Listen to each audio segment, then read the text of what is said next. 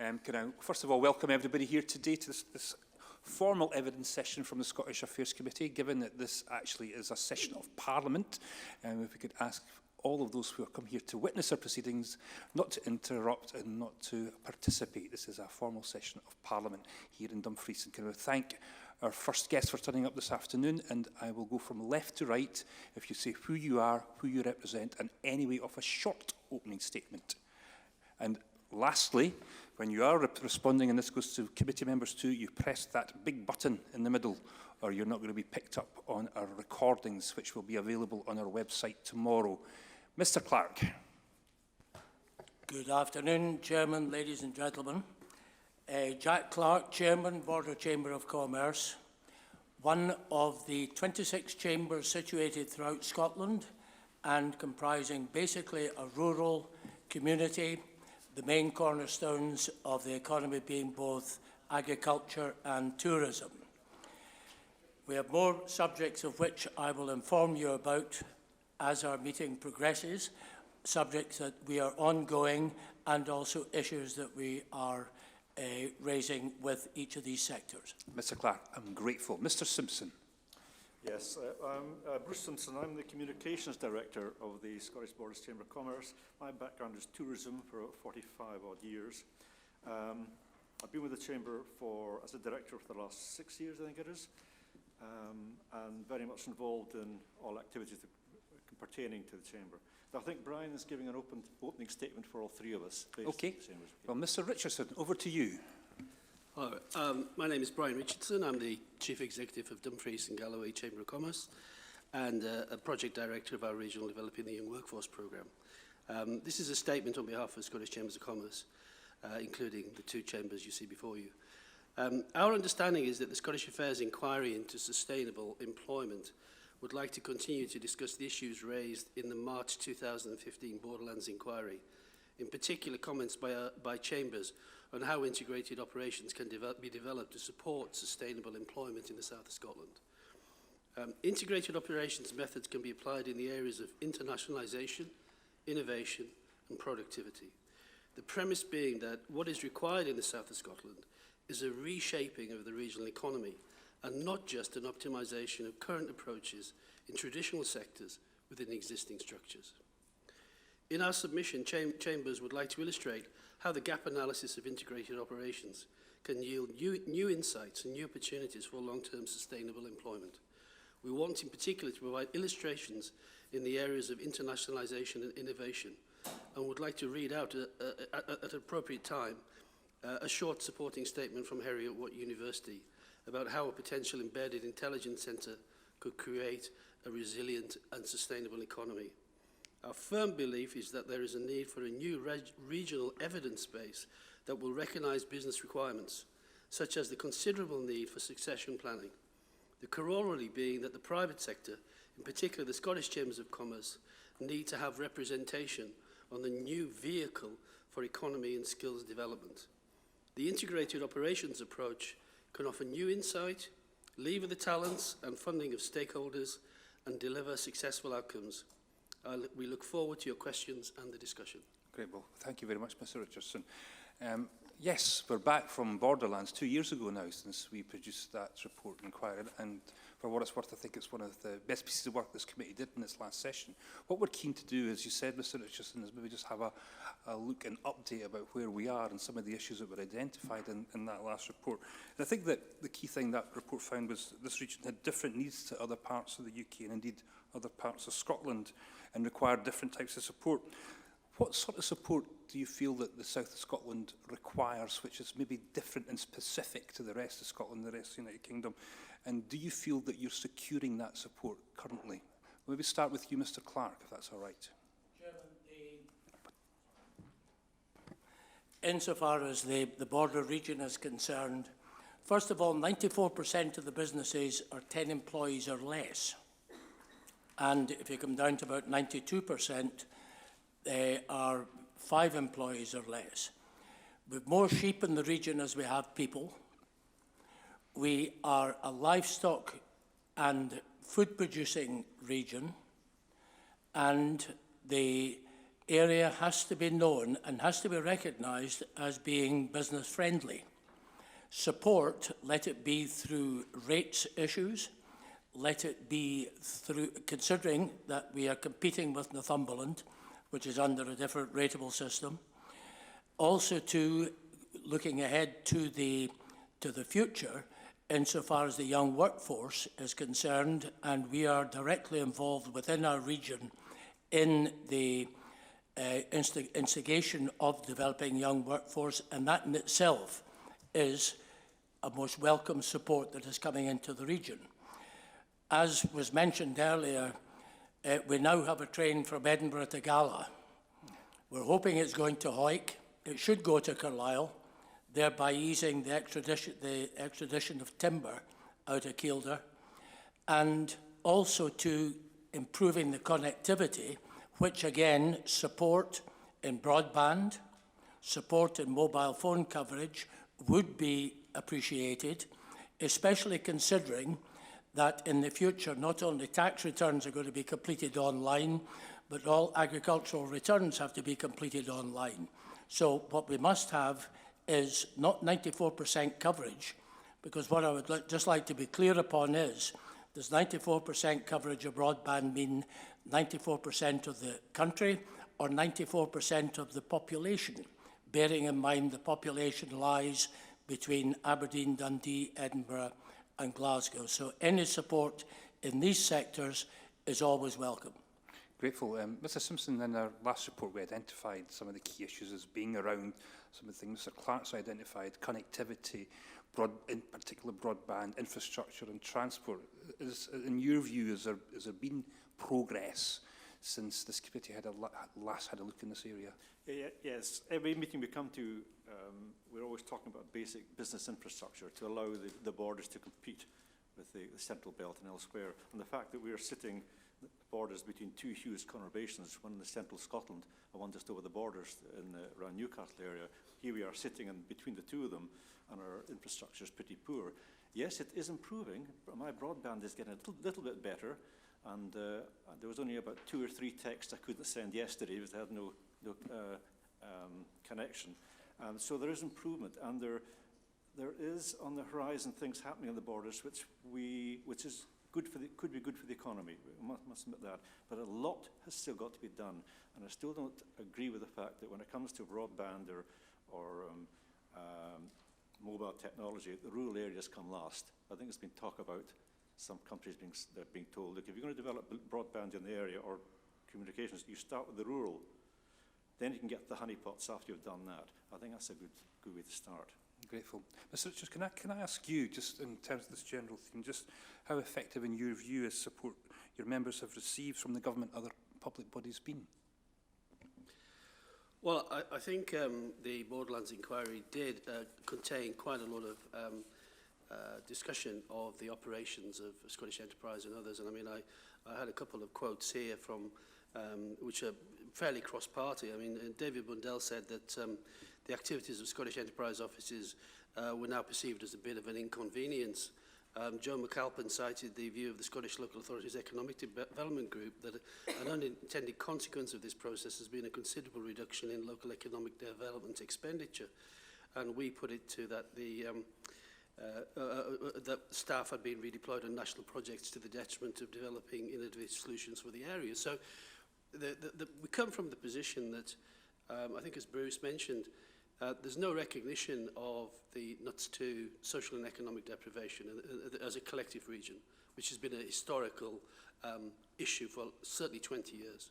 And it should have really been done at the time Highlands and Islands Enterprise was set up in 1995, in my opinion. We're now faced with the harsh reality of 20 years of that situation.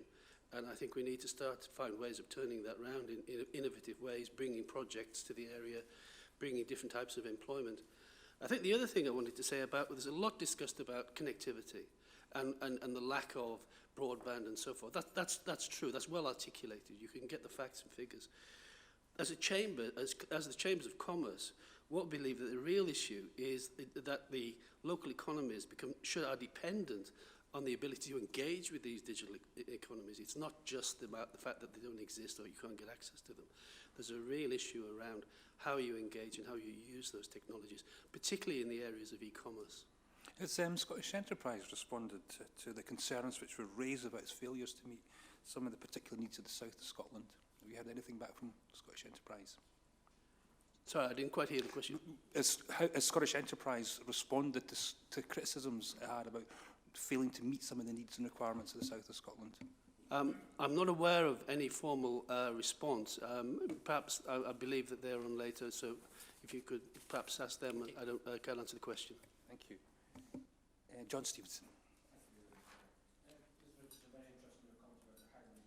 Your button, John. Mr Richardson, interested in your comment about the Highlands and Islands. The Scottish Government has been conducting a review of the enterprise and skills support, and they've said they wish to create a new vehicle to meet the enterprise and skills needs of the south of Scotland. What are your views on this? Oh, well, it's long overdue. We believe that there should be, I've already said that we should be private sector representation, particularly the Scottish Chambers of Commerce would like to have a representation on such a vehicle.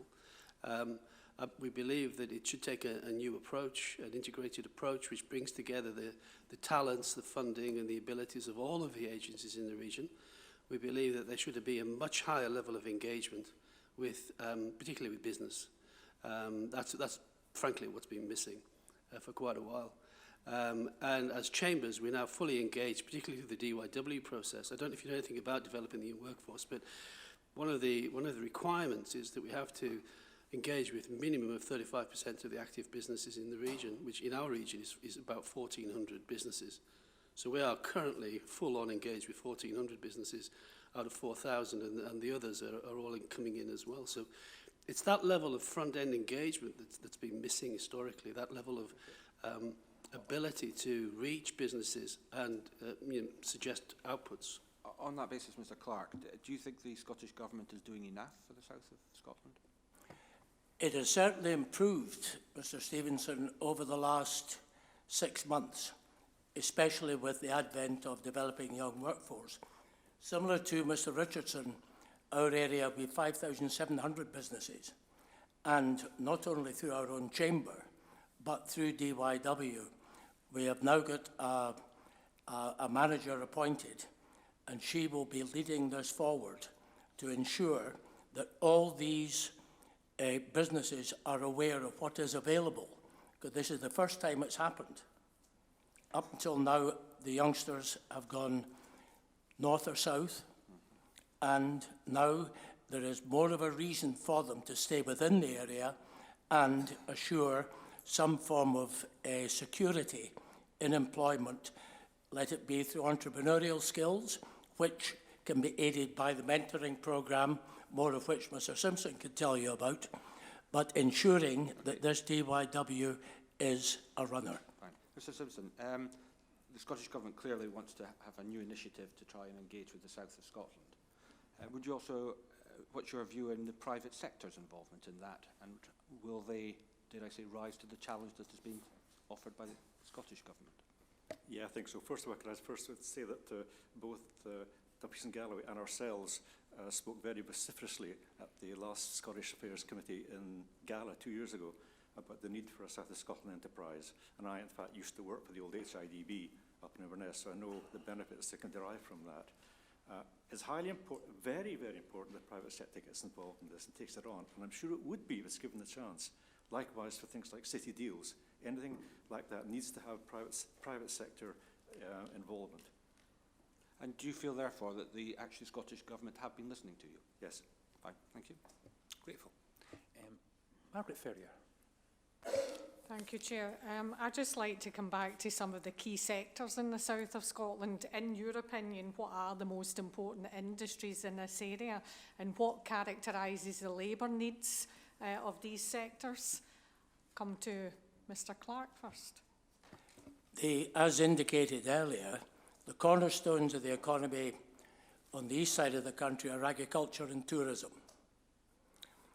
Exporting is not to the extent that it was 20 years ago, but it is still, agriculture and tourism will be the main components of the economy within the region. And to that end, again, it certainly has been indicated through a chamber council meeting with Lord Thurso that in having the private sector involved locally in each of these regions in developing and liaising with Visit Scotland in enhancing the tourism prospects for that region, the private sector's feet on the ground and people that know the industry themselves. Thank you. I'm going to come to Mr Simpson. One of the areas, because the Scottish Government has set out 6 growth sectors for Scotland, food and drink for one, and tourism and the creative industries. Do you feel that you are getting enough support for the tourism industry in this area? Because it is a beautiful area, and it's important to promote the area. So are you getting that kind of support that you would expect? You got me on my hobby horse now. I've been involved in tourism for 40-odd years, 45 years. We need more assistance towards helping the private sector in tourism to promote itself. And that is the reason that the Borders Chamber of Commerce has got an application going in front of Leader and to Fiona Hislop to get a consultant to look at ways that we can set up a Borders regional marketing agency run by the private sector, but financially sustainable in the longer term. We are adamant that tourism must be looked at, must be governed more by the public sector rather than the public sector, as it has been since 1966, I think, to my historical knowledge, and run sustainably. And that is probably the main word, sustainably, because we've lost all the tourist boards because of the fact they were they were using so much public money, and I can understand that. But we've got to be positive about this and see how we can set up regional bodies which are sustainable in the longer term.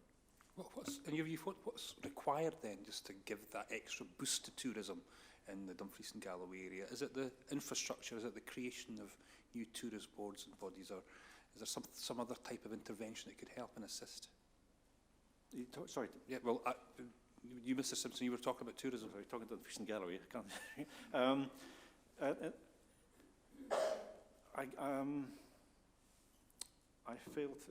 really answer that point. The advent of the Borders Rail has been a big change in the way that the way tourism is building up in the Borders. Now, my really sad tourism is what we call travel trade. And the travel trade are all these buses and coaches you see going up and down the roads and going up coach tour parties up the Highlands, etc. And for the Borders, we've seen them going up the A1 and the A74, missing at the Borders entirely. The things like the Borders Rail coming into Galashiels, we're going to start seeing these buses coming into the heart of the Borders.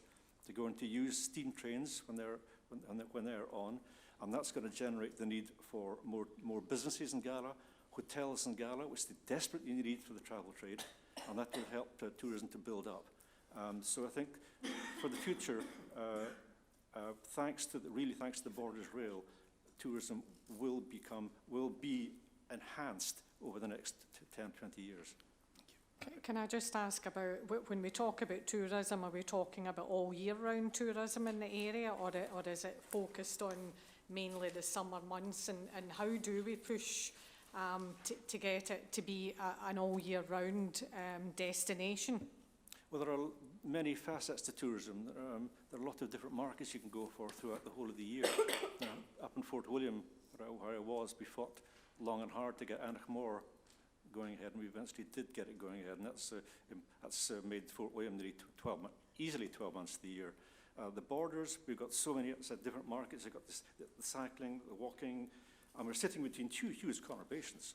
You know, I've got the same problems as the Highlands, getting people up to the Highlands, first of all. We've got them on our doorstep. We should be promoting towards those markets and trying to get them more involved in coming into the Borders. And that's why we need our own promotional vehicle to do that. Thank you. Anna Supri. Yes, could I just ask about that last point about tourism. So you feel, and I don't know whether Mr. Richardson wants to answer this, so you feel that Dumfries and Galloway doesn't have enough of its own tourist, whatever you want to call it, but to promote what makes this place so particularly attractive and its particular features and so on and so, you know, frankly, all the things you'd expect it to do. We have got an agency called the Scottish Borders Tourism Partnership, made up of some very, very professional, very good, hard-working, good, loyal tourism people. And they have had produced for the last few years a tourism strategy. Unfortunately, it's been sitting on the shelf because there's no finance there to resource it, either with staff, even with staff or with finance to get it promoted. So that's one of the things that if we manage to get some kind of organisation going in the Scottish Borders, that's the first thing it'll be working on, is getting this tourism strategy implemented. So Right, we are thank you. working very, very closely with the Scottish Tourism Partnership, and we applaud what they've done, but they need the resources. Did you want to add anything, Mr. Richardson? Yeah, it's just to say that due to the state aid rules and the European withdrawal, Dumfries and Galloway lost approximately £4.5 million. And that makes a huge difference. I mean, that in a tiny community like ours, that's a monumental amount of money. And we have precisely £3,500 left. So that's the kind of funding gap we're talking about. Right, well, I'm very grateful for that. Thank you. Can we just turn now to skills? We've heard in the past, or this committee's heard in the past, obviously, about shortfalls in skills, and I think we'd really want an update as to where we are. What are the skills shortages? I don't know. Mr. Clark, would you like to start?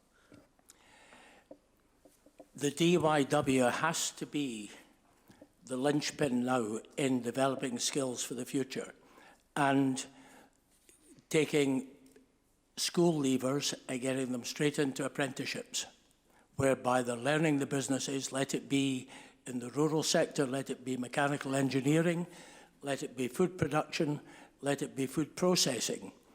But having these skills established, that it's going to take some time for that to work through, but getting the young workforce straight into apprenticeships from school to learn a trade is the way forward.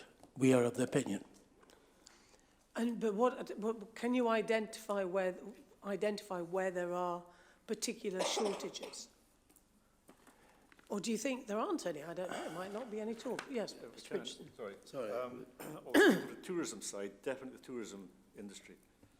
I know for a fact there are a few hoteliers that are very short of staff. And one of them was asking why he's not on holiday this month, as is usual. He says he hasn't got enough staff, so he's got to do it on the So that's just one example. Yeah. Right, Mr. Richardson. Yeah, what we've called for, and what the DYW team are discussing with SDS, is the fact that SDS is about to produce for the first time a regional skills assessment. And most of those skills assessments are based on secondary data. So that's secondary data that will say, this is what the overall economic view looks like. What we're saying is that that's not sufficient, that it needs primary research to form an evidence base, and that would be simply asking businesses what they need. And there are lots of issues there. What we're finding is that, I think we mentioned earlier, that young people are coming out who do not have the skills or attitude appropriate for the opportunities.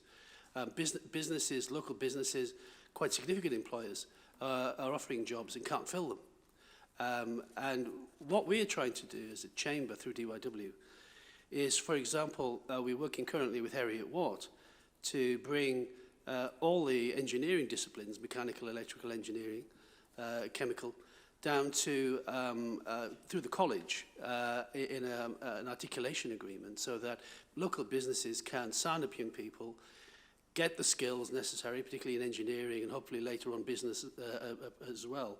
And then obviously they can move up to higher education, further education, and then come back to the locality. So there's a tie back into the local community. And that's the approach we're taking. It's really, we start with a new type of articulation agreement, which I think will take a few years to implement, but that's definitely the way forward in our opinion. Right, so you know how to do all the structures to get the information you need, but can you tell us what your skills shortages are? Do you know? Or are you waiting for Heriot Watt and others to do all this work? No, no, we're waiting for the further evidence. First of all, Right. we're waiting for the regional skills assessment, which hasn't been issued yet by SDS, I should point out. So I can't comment on that. We've then asked already for the SDS board to produce an evidence base to actually look at the difference between the regional skills assessment and a set of primary data questions around companies about what they actually need. That's the issue. Yeah. Following on from that, we already know that there are certain areas. For example, I'll give you a really big example. Yeah, because that's Yeah. what I want to know. Yeah, What yeah. are your skill shortages? Right. In our region is quite peculiar. We export 350 megawatts of electricity a year. We actually have a local requirement for 180 megawatts. So we are a massive net exporter of electricity. That is now growing as a market. We are replete with every form of renewable energy. And what we're trying to do is to find a structured way of dealing with that, particularly through innovative approaches through energy storage, through smart grids, through embedded intelligence, through a whole load of things that we want to bring in. And contained in that is a massive skills gap, which to answer your question. And we need to find a way of addressing that skills gap as the market grows, because the market could grow very rapidly. Can I just ask on, That's I mean, very interesting. we find it fascinating, obviously, that Dumfries and Galloway remains a net exporter of energy. Have you been impacted about the change of government support through subsidy in the course of the past year? Has there been any impact on sectoral confidence, or are we going to be okay? To be honest with you, I think most of the renewables companies managed to get under the wire before anything really happened. And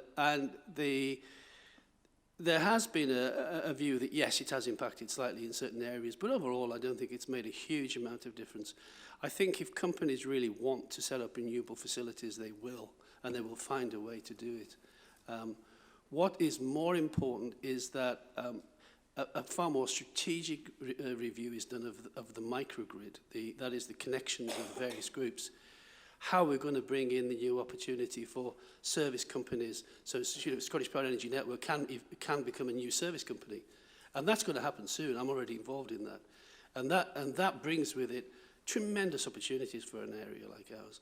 And that's really one of the directions we're looking to. Sorry, I was just going to say, Mr. Richard, that's quite a...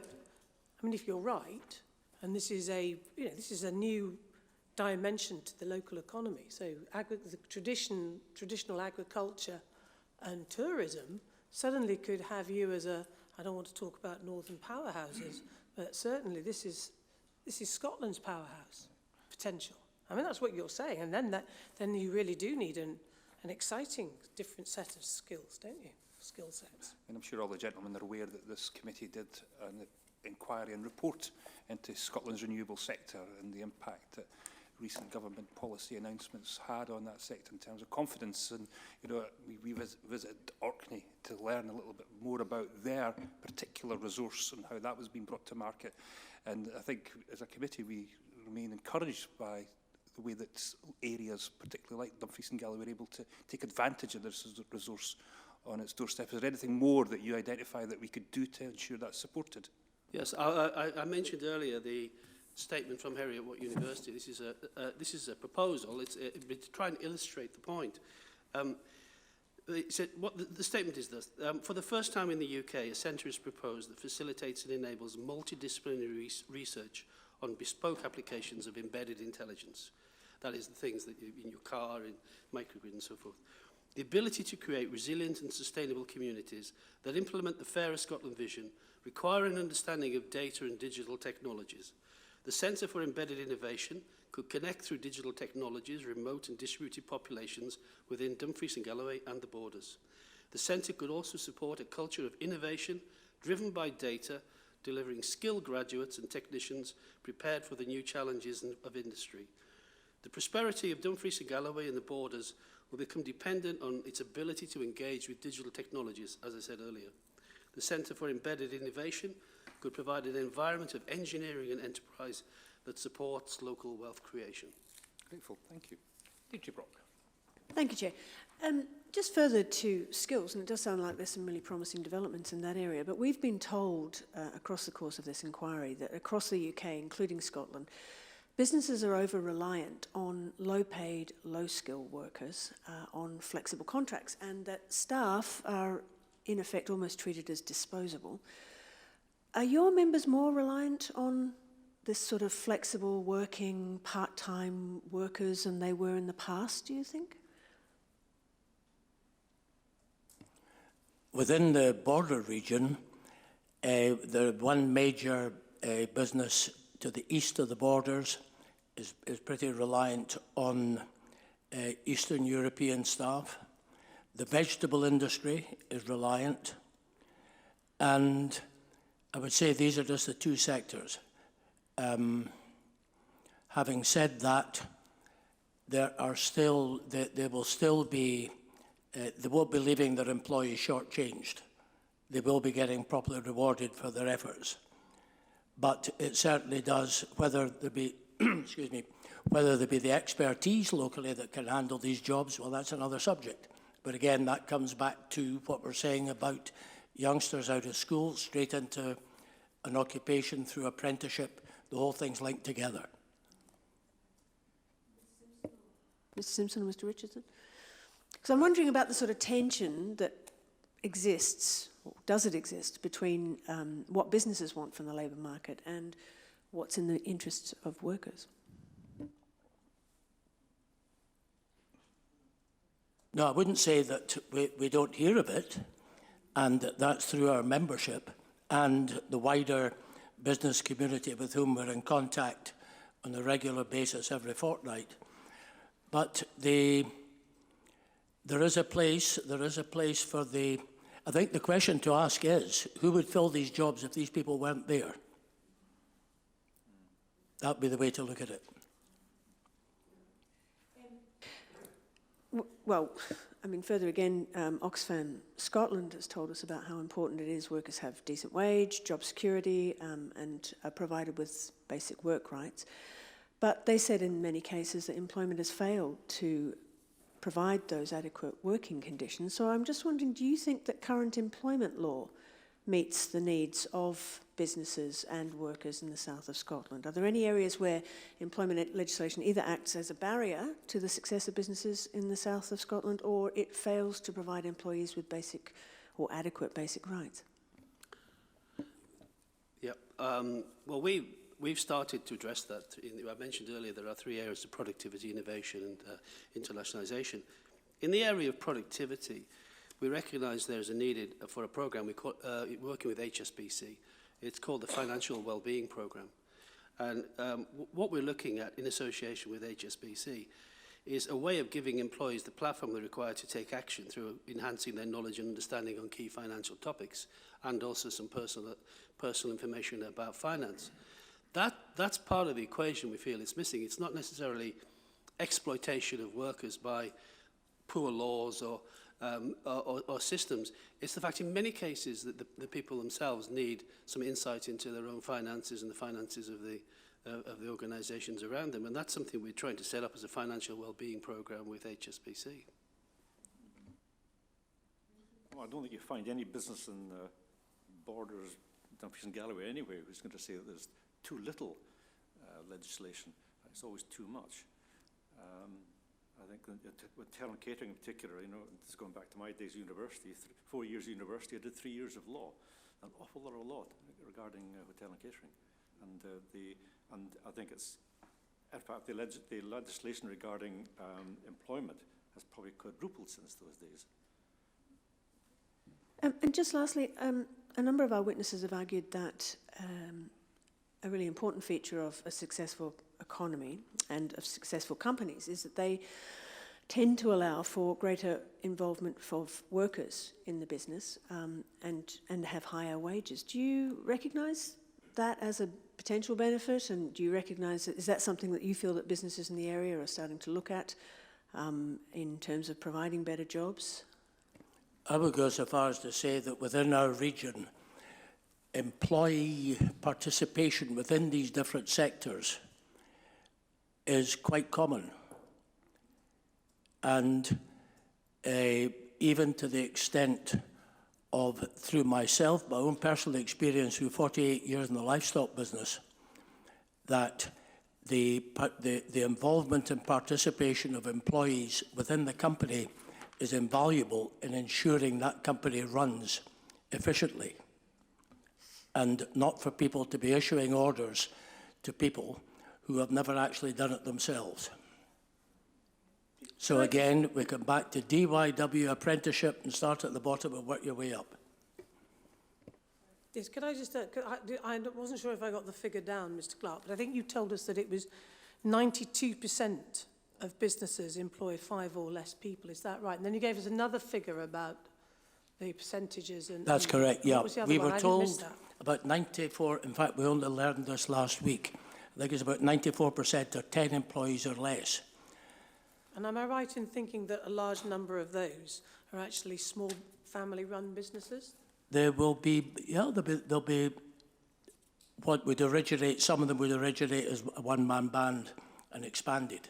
And is it your experience that often small businesses absolutely rely on doing the right thing by their workers, because if they don't survive? Yes, and bad news travels quickly. Mm-hmm. There's a couple of things that strike me just about the labour market in the south of Scotland. And one is the fact that employment rates are higher in both Scottish borders and Dumfries and Galloway than the rest of Scotland, which is something which I think we think is good and something to be welcome. But there does seem to be significantly higher levels of low pay within that employment. I don't know if any of you have got a view about why that is the case, and again, in your view, what could be done to improve that situation? We're talking about 2 industries who have got are renowned for low wages. That's hotel and catering and agriculture. But having said that, things have improved in my time, especially over the last 25 years or so. And it is the successful businesses, the ones who've got quality, who tend to treat the workers and have more worker participation than the others. Who tend to, as I said, it's a small area, tend to be quite well known, and people stay clear of them.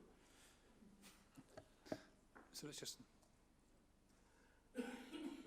Could I just raise a difference between Borders and Dumfries and Galloway in relation to the profiling?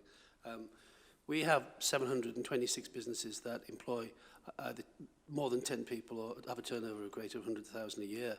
And some of them are quite reasonably sized, significant businesses, employing several hundred people. That's 726 out of 4,000 active businesses. So we don't have the same profile as Borders, I should stress.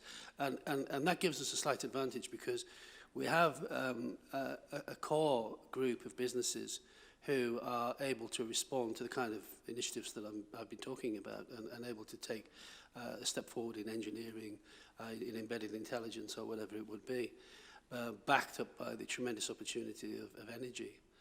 So I just wanted to make that clear. I think what we're trying to get at here is, I mean, I'm just looking at the figures, for example, the median hourly wage is £10.1 in Dumfries and Galloway, and £10.50 in the Scottish Borders, and that compares to a Scottish average median wage of £12.17, so that there is a significant fallback there. Now, I think what we'd like to explore with you, is it because of the nature of jobs that are available in the south of Scotland and the Borders, Dumfries and Galloway areas? And if that is the case, what can we do as a committee, as parliamentarians, to try and move the economy of the south of Scotland towards a high-wage, high-skill, well-resourced employment base and move away from the low-wage economy we seem to have? Is it a fair point to make that it'll be quite understandable that the wages in Edinburgh will be higher as what they are in Kelso? Yeah. Is it quite a fair point to make that the wages in London are higher than what they are in Appleby, if you know what I mean? Yes, I think that would be understood by practically anybody who would look at the labour market. But what we want to try and understand, and what we're trying to look at, is how we transition from a situation where, if that is the case, because of the types of employment there is in the south of Scotland, how do we transition that into a higher wage economy? I mean, for example, we did a report on creative industries, and like what we found in our report on creative industries was there was hubs in all sorts of parts of rural Scotland, which was high value, high skill Is there things that we could do, for example, as parliamentarians, as committees, that could assist the establishment of businesses such as these? Would I go so far as to say that a business has to be profitable before it can pay more to its staff? And it's ensuring that these companies have got the opportunity to make a profit. Because profit at the end of the day is the bottom line. And let that be through what rates, practices are in effect, especially in the border, where we're going from the border into Northumberland. But profitability, and the companies are profitable, they will pay to have the right people to work for them. And if they don't pay, they're not going to get the right people. Margaret Ferrier. Yeah, just a supplementary, in a few words really. I'll come to Mr Clark and then maybe Mr Richardson. Why would somebody want to come to your areas and set up a business? What would attract them, knowing full well that there are staff that they're going to be able to employ people? What would attract people to a business to come and start in our area? First of all, we demonstrate that we are user-friendly. And I can quote and I can indicate a pharmaceutical company in Galashiels that is worldwide. The founder of that business came to the borders because he liked the area, he liked the way of life. You may have thought from a business angle it was totally the wrong answer, but it certainly turned out to be a very successful company and continues to be a successful company. Insofar as attracting companies into the area to participate in the business sector, we refer back to connectivity. Bruce has already said we go up the A1 and come down the M74. We don't have a dual carriageway within the region. Broadband doesn't work out where I live at 1,000 feet on the top of a hill between Galashiels and Lauder, or it works, but spasmodically. And secondly, the connectivity with mobile phones from Galashiels to Blainsley, which is a village between Lauder and Earlston, there's no signal. And we have to make it, we've got to make it attractive for businesses to come in. A quick supplementary from John Stevens. Just very quickly, Mr Clark, just on that theme, we've looked at the cost of labour, but also what is the cost of living like in the border area? Well, we used to have a saying, let your pocket be your guide, in so much that it is a fuel, the basics are fuel and food. Fuel costs within the region will be certainly higher than what they are in the city. Food costs, although we're a major food producing region, both red meat, white meat, and dairy products will be, they won't be a lot dearer than what, in fact, they'll be no dearer than what they are in Edinburgh. What of housing? The pardon? What of housing? Of housing. Well, first of all, there's been a decline in the number of houses built within the region. Those that have been built were built on plans that were laid many years ago, but since the recession, there hadn't been the number of houses built. And one of the reasons we hear from the construction industry is all to do with developer contributions. Just before we move on from this point, and it's a very interesting one for the committee, do we just have to accept that, you know, like employment in rural situations will be paying less in terms of what people would expect to return for a day's work? Is that just something, is that just an inbuilt feature that we have within rural Scotland, within our rural economy throughout the United Kingdom? Yeah, I really wanted to illustrate a point. I used to work in economic development for a long time. I worked in New Zealand, in Canterbury, with Canterbury Development Company. I worked for the New Zealand government on regional economic development. The background is the Canterbury Development Company in 1998, I think it was, decided to look at clustering and look and collectively how businesses could come together, because it was an area, a very remote area. I don't know if you know South Island of New Zealand, but it's a very, very remote area, and had low wages overall. It had a university and had a few things going for it. They then set up clusters of companies who clustered with the west coast of America, 14 hours flying time away. They then set up a number of interesting opportunities. I think we all now know Canterbury. We know their clothing, we know the university, We know at least 4 or 5 other organisations who now trade globally.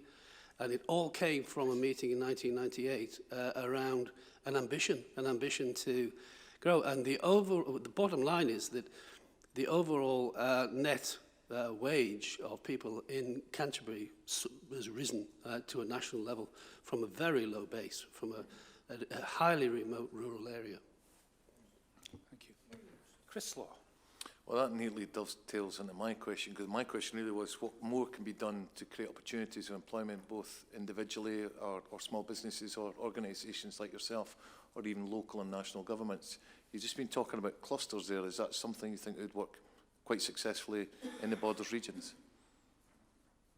I think one thing that could be done would be to give more help to business startups. You'll see from your figures that the number of business startups in the borders has dropped about 4 or 5%, I think it is. And if we give more help, I'm particularly thinking of mentoring here. Actually helping people. I deliver the Scottish Enterprise mentoring scheme for the Scottish borders. It's a scheme which is delivered by the 26 chambers in Scotland. However, the conditions attached to that particular scheme is that you've got to have an aspiration to increase your turnover by £200,000 over a 3-year period. Now, in rural areas at the borders, you're going to get very few of those, and I must admit that practice that I've seen anyway in the borders is I'm having that difficulty as well, and I know other rural areas are. Because of that, ourselves and the Federation of Small Businesses and the Scottish Borders Exporters Association are putting a case to leader to try and set up a scheme which comes below that level, very much below that level, to help those people who want to get into business or have got an idea but want to discuss it with somebody, and somebody who's experienced. Now, we've had a lot of talk recently about ageing population, how bad this is for the community, etc. Well, can I put a spin on that and say that you've got people retiring who've got a lot of information in their heads here, experience. If we can turn that round and get these people to share their experience with these kind of people who want to set up their own businesses, etc., that's a way of using the resources that we have got. And in the borders, we've got a lot of retired people in the borders. And some of the experience they've got is tremendous, and that can be used, not just forgotten about. We can help new businesses to set up, and those businesses that are set up, we can give them a mentor who can, guide them in different ways, somebody to talk to. Not your bank manager, there's no bank managers here, but somebody who they can trust. Not saying you can't trust bank managers, but you know what I mean. Somebody you can trust who's not going to pinch the ideas they've got. Speak to them and give them advice that they've gone through in their past and how to do things differently, to talk to them. And that's what they want. And that's going to help, not just in the borders, but in any part of Scotland, especially the rural areas. Just one additional question I want to ask. We talked about the 2 biggest sectors in the borders being agriculture and tourism. How much of the employment in that is based on seasonal work rather than all year round? And does that have an impact on attracting employees? The seasonal work within our region is basically in the vegetable industry. And there will be fluctuations in the employed numbers then. But when you bear in mind on every farm, for every cottage, there'd be an employee. On some farms you see 6 cottages, there'd be 6 employees. Now these cottages are either lying empty, or they've been sold, or they're let. And farms with bigger tractors, bigger equipment, they're down to maybe 1 employee. Or a lot of them now, through economics, are becoming family businesses. The seasonal job, and let's look at agriculture as food production, because we are, after all, we're an island. And if you recall back to the Icelandic volcano that erupted in the month of February, within 2 days there was no lamb in the supermarket shelves because the planes from New Zealand couldn't come here. So ensuring our food security is another aspect that has to be borne in mind. And bearing in mind as well, we're looking at employability. If farms are profitable, they'll employ people. On the other hand, If farms are food producers, they've got to be able to sell their product at a price that they can then reinvest. And we are informed and we're advised about the CAP support payments. Bear in mind, again, these payments are there to ensure that food can be produced at an economical price to the consumer. It is not there as income to the producer. It is there to ensure that it can be produced at an economical price to all of us here. So it's imperative that in the future there be support in that sector. And the support being there, as I say, to enable a product to be produced, because if there was no support, that product would not be produced. We find ourselves with no lamb in the shelves. Beef could become scarce. Like in America, you see big feedlots of beef cattle. New Zealand's got its sheep, and it was very pleasing to see the New Zealand minister here this last week, especially with the ongoing worldwide talks, including America too, we hope. Yeah. Getting back to tourism again, you have to, in old parlance, we used to break down tourism to two, business tourism and leisure tourism. Now, leisure tourism is seasonal. We know that in the borders. Come the winter time, this time of year, it'll be fairly quiet for leisure tourism. But business tourism is a different thing entirely. Business tourism is 12 months of the year, and the more that we can increase the commerce in the borders area, the better business tourism is going to be. Thank you. Deirdre Brock. Thank you, Chair. We heard from Mr Clark about a large pharmaceutical company that was providing a lot of employment, which was a positive development. But I think generally large businesses provide a lower proportion of employment and turnover in the south of Scotland than in Scotland as a whole. So I'm just wondering, do you think that employment and industry support should focus on these larger businesses and trying to attract them to the area, or do you think the real progress is to be made in supporting SMEs and building those out of the area itself? There has to be confidence for a business, a major business or a large business to come north of the border to establish new business. And insofar as small SMEs are concerned, the bulk of these are within, we do have a lot of these within our region. And the bigger businesses, the more national or international businesses, it all percolates down the scale. It'll go from the corner shop to the pie shop to the petrol station.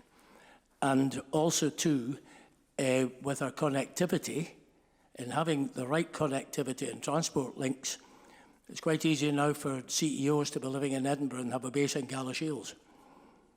Quite simple, it's only 45 minutes away. Thank you.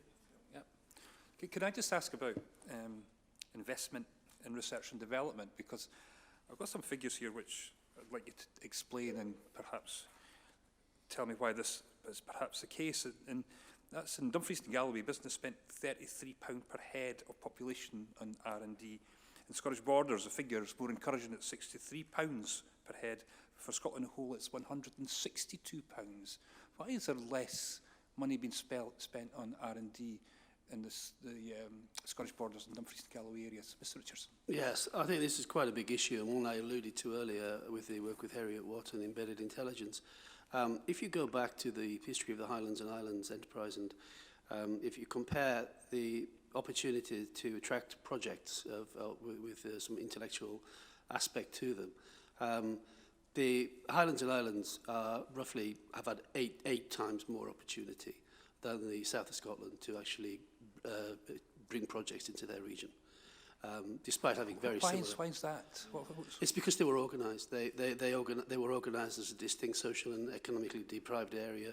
The Highlands and Islands gathered their forces along those lines and presented their case to Europe. Has this got something to do with the way that the enterprise boards are structured and the support they're giving them? Yes. Is it this the function of Highlands and Islands Development Board as opposed to what was happening here in the south of Scotland? Would that be a right assessment? That's right. That's right. It's a 20-year story, really. It's a drip feed of lack of projects coming to the area. So really one of the things the Chamber is trying to do is to actually go to Central Belt and really say, look, bring your project here. And that's what we've been doing. We've been successful with DYW. We went along there and quite frankly, the DYW National Panel said, look, we've never had anybody from Dumfries and Galloway in the last 10 years come to us and ask a question or ask for any projects, even though we've suggested a few. We don't know who you are, you have no advocacy here. And it took us 3 months of discussion to actually build up the trust with the National Panel that we could deliver the DYW programme. So there's a long history of you know, actual representation of the interest of the south of Scotland to the Central Belt and attracting projects that would allow the area to grow in different directions. This is something that you do recognise now as an issue, and what I'm hearing is you're seeking to address this by trying to make Dumfries and Galloway and the borders areas as an attractive place for investment in R&D. Yeah? Yes, absolutely. Last week we were hearing that a national investment bank should be established to address Scotland's poor record of private sector investment. Do you think that would help in some of these issues? Do you think it's necessary? And in what way would a national investment bank be able to assist the development of businesses in the south of Scotland? Yeah, we are fairly replete with funding. I mean, there is a lot of funding around, and yeah, I do have secured a lot of funding through part of Cambridge Sustainability Network. So I look at how funding can be delivered to energy projects particularly. It's just sad that, for example, the Green Investment Bank has now, in my opinion, been asset stripped or about to be asset stripped. And I actually think that in terms of its you know, losing its space in that public sphere. And I think there is a need for a national bank. Certainly, one of the opportunities that are presented to us is that if we do proceed into a Brexit situation, you can do certain things with your local economy that you simply wouldn't be able to do in the past. For example, you can set up a local investment bank that can be interventionist. You can, I worked extensively with West Yorkshire Enterprise Board. These kind of facilities, these kind of interventions were cut down by the EU from about 1988. So from 1988 onwards, really, there was a prescriptive view of how economic regeneration should occur. And that was really, and I looked in the areas of innovation, of investment, of a whole load of things. And obviously tourism has been raised as well as one of the areas we've lost funding. So my view is that post-Brexit, we could have some post opportunities if we go in that direction. Okay, thank you. John Stevenson. Thank you. You've all talked about... You've all talked about the requirements for infrastructure and the issues that surround that. So I don't want to go into too much detail on those specifically, because I think you've made it quite clear that that is an issue that you see for the south of Scotland. However, do you think the Scottish Government or the UK Government recognises those challenges of infrastructure in this part of the world? And if they do, are either of them doing anything about it? Start with Mr Simpson. I think both understand, especially through this committee, they understand in Westminster. Scottish Government, yes, I think they do, because they're thinking now of setting up the Scottish South Scotland Enterprise. And originally, after the meeting 2 years ago, we heard that what we wanted at that time had been thrown out by the UK government. So the Scottish Government have come back in again and said we're setting one up, which is proving that both of you understand the problems we've got. It's going to take time, as we always say that, it's going to take time to sort this out. But I think if both UK government and Scottish government realise the potential that is sitting here between the Scottish borders and Dumfries and Galloway, we might get things done a bit quicker. Following on that, from that theme then, Mr Clark, we have heard of two potential projects supporting Carlisle Airport, which would benefit the whole region, and extending the railway line down through the borders to Carlisle. Both of those are seen as beneficial to the south of Scotland. Do you see any ongoing cooperation between the Scottish Government or the Westminster Government in actually achieving either of those? Yes, well, we have quarterly meetings with our elected representatives that take place locally, no minutes, but we have a good conversation how we can help them and how they can help us. And they're fully aware of connectivity. They are, and they're all showing a very keen interest in ensuring that the connectivity within our region is, attention is paid to it. So it's on the horizon. And is that seen by both governments? By both. Okay. And then, Mr. Richardson, just finally, it's good to hear there's cooperation and interest from both governments in the area. Do you see the border as a barrier in any way to cooperation and economic development between the south of Scotland and the northern part of England? Well, speaking as someone who has a family in Dumfries and Galloway and lived in Carlisle, I think there is a strange psychological barrier, I'll be honest with you, between movement between the North Cumbria particularly and Dumfries and Galloway. You have some strange anomalies. I mean, the biggest one is that tourism in the Lake District is about 1 million visitors a year, and with a tiny fraction of that in Dumfries and Galloway. And you don't have to drive far to go into Dumfries and Galloway. And in fact, the profiling of tourism activity in Dumfries and Galloway shows actually a reduction in numbers of visitors, but an increase in individual spend.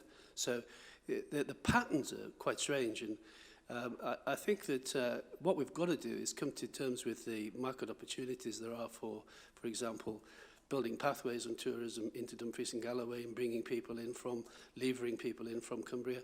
I've already talked about integrated operations in terms of the ability to cluster and bring agencies together in all sorts of areas, energy, tourism, creative industries, a whole load of areas that we can address. I'm particularly keen on internationalisation as well, which I think is a cross-border issue, because you know, I believe in, for example, in our region, we did some profiling work, and we believe that at least 200 companies could develop an international dimension to their operations. And at the moment, the activities on internationalisation are very low, less than 20 a year. Fine. Just quickly, just go back to Mr. Simpson. I think it's been said that there's a view that the Treasury should step in and finance some of the requirements for infrastructure in the border region rather than through the Barnett formula. Do you think that's the right approach? I'm afraid my knowledge of the Barnett formula is not brilliant. But can I go back Effectively, it means additional support. Can I go back to a quick point? Yep. That you, about Jack was saying about our elected representatives meetings.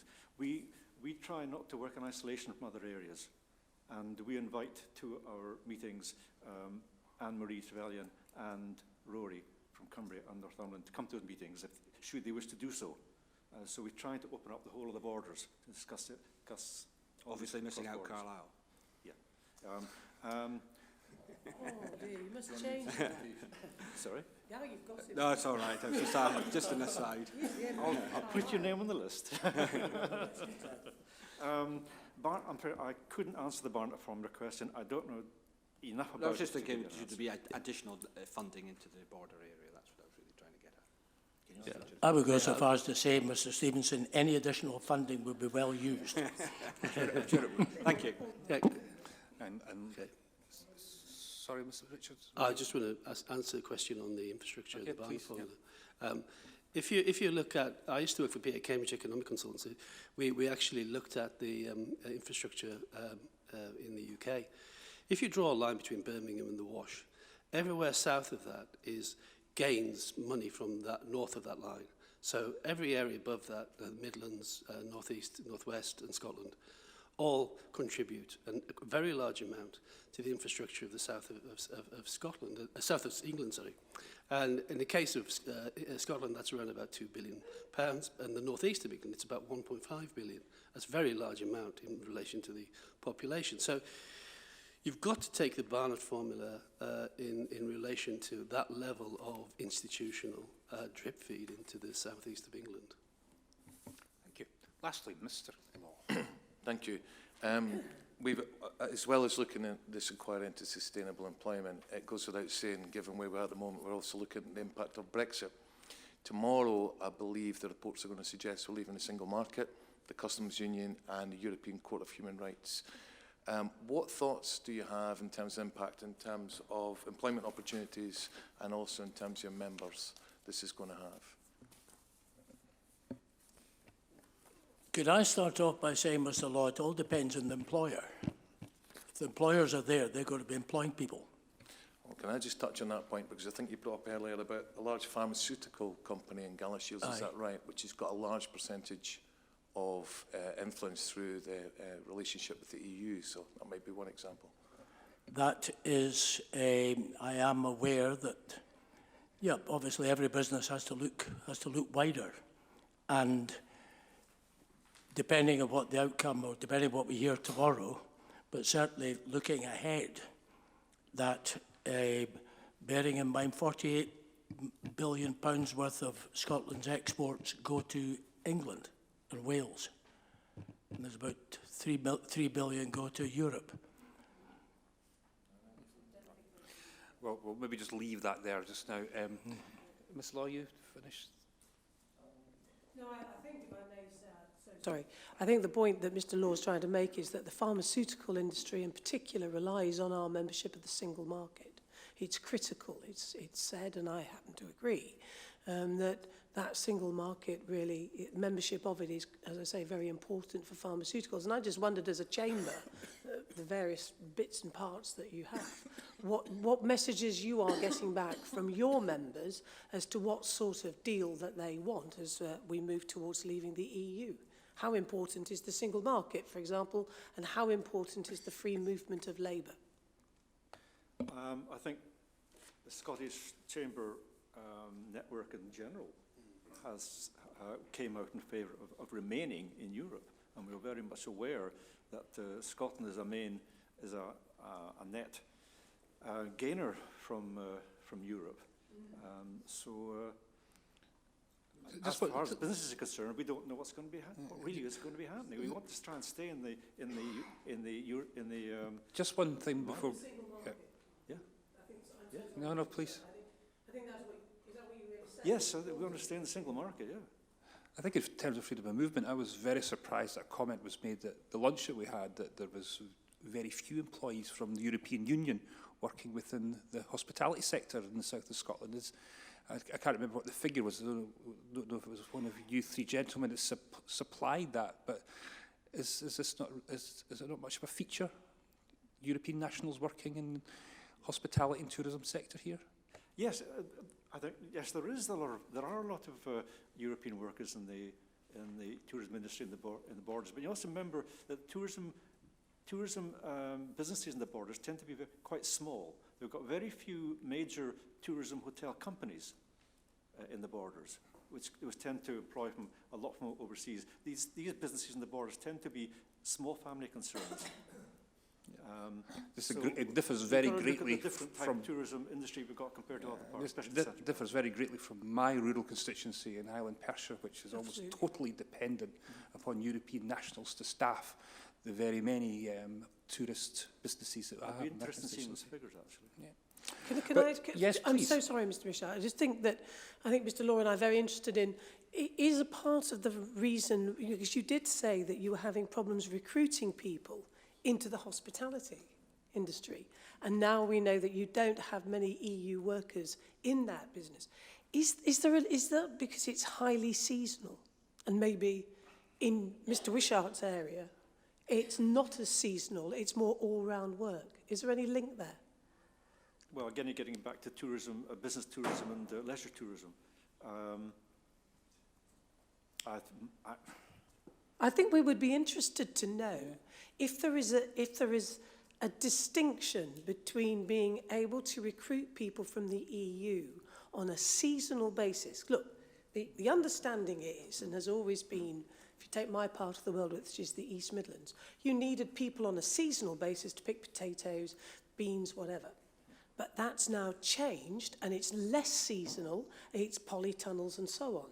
So there's no difficulty in recruiting workers. Yeah. If we move to a more seasonal workers scheme from the EU, we want to know, can we be confident we'll still get the volume of people that we need, or will there be difficulty because of the seasonality of the work? And you could be providing interesting evidence to this committee and perhaps beyond. Yes, indeed, but I'm afraid it might be for another session because we are out of time.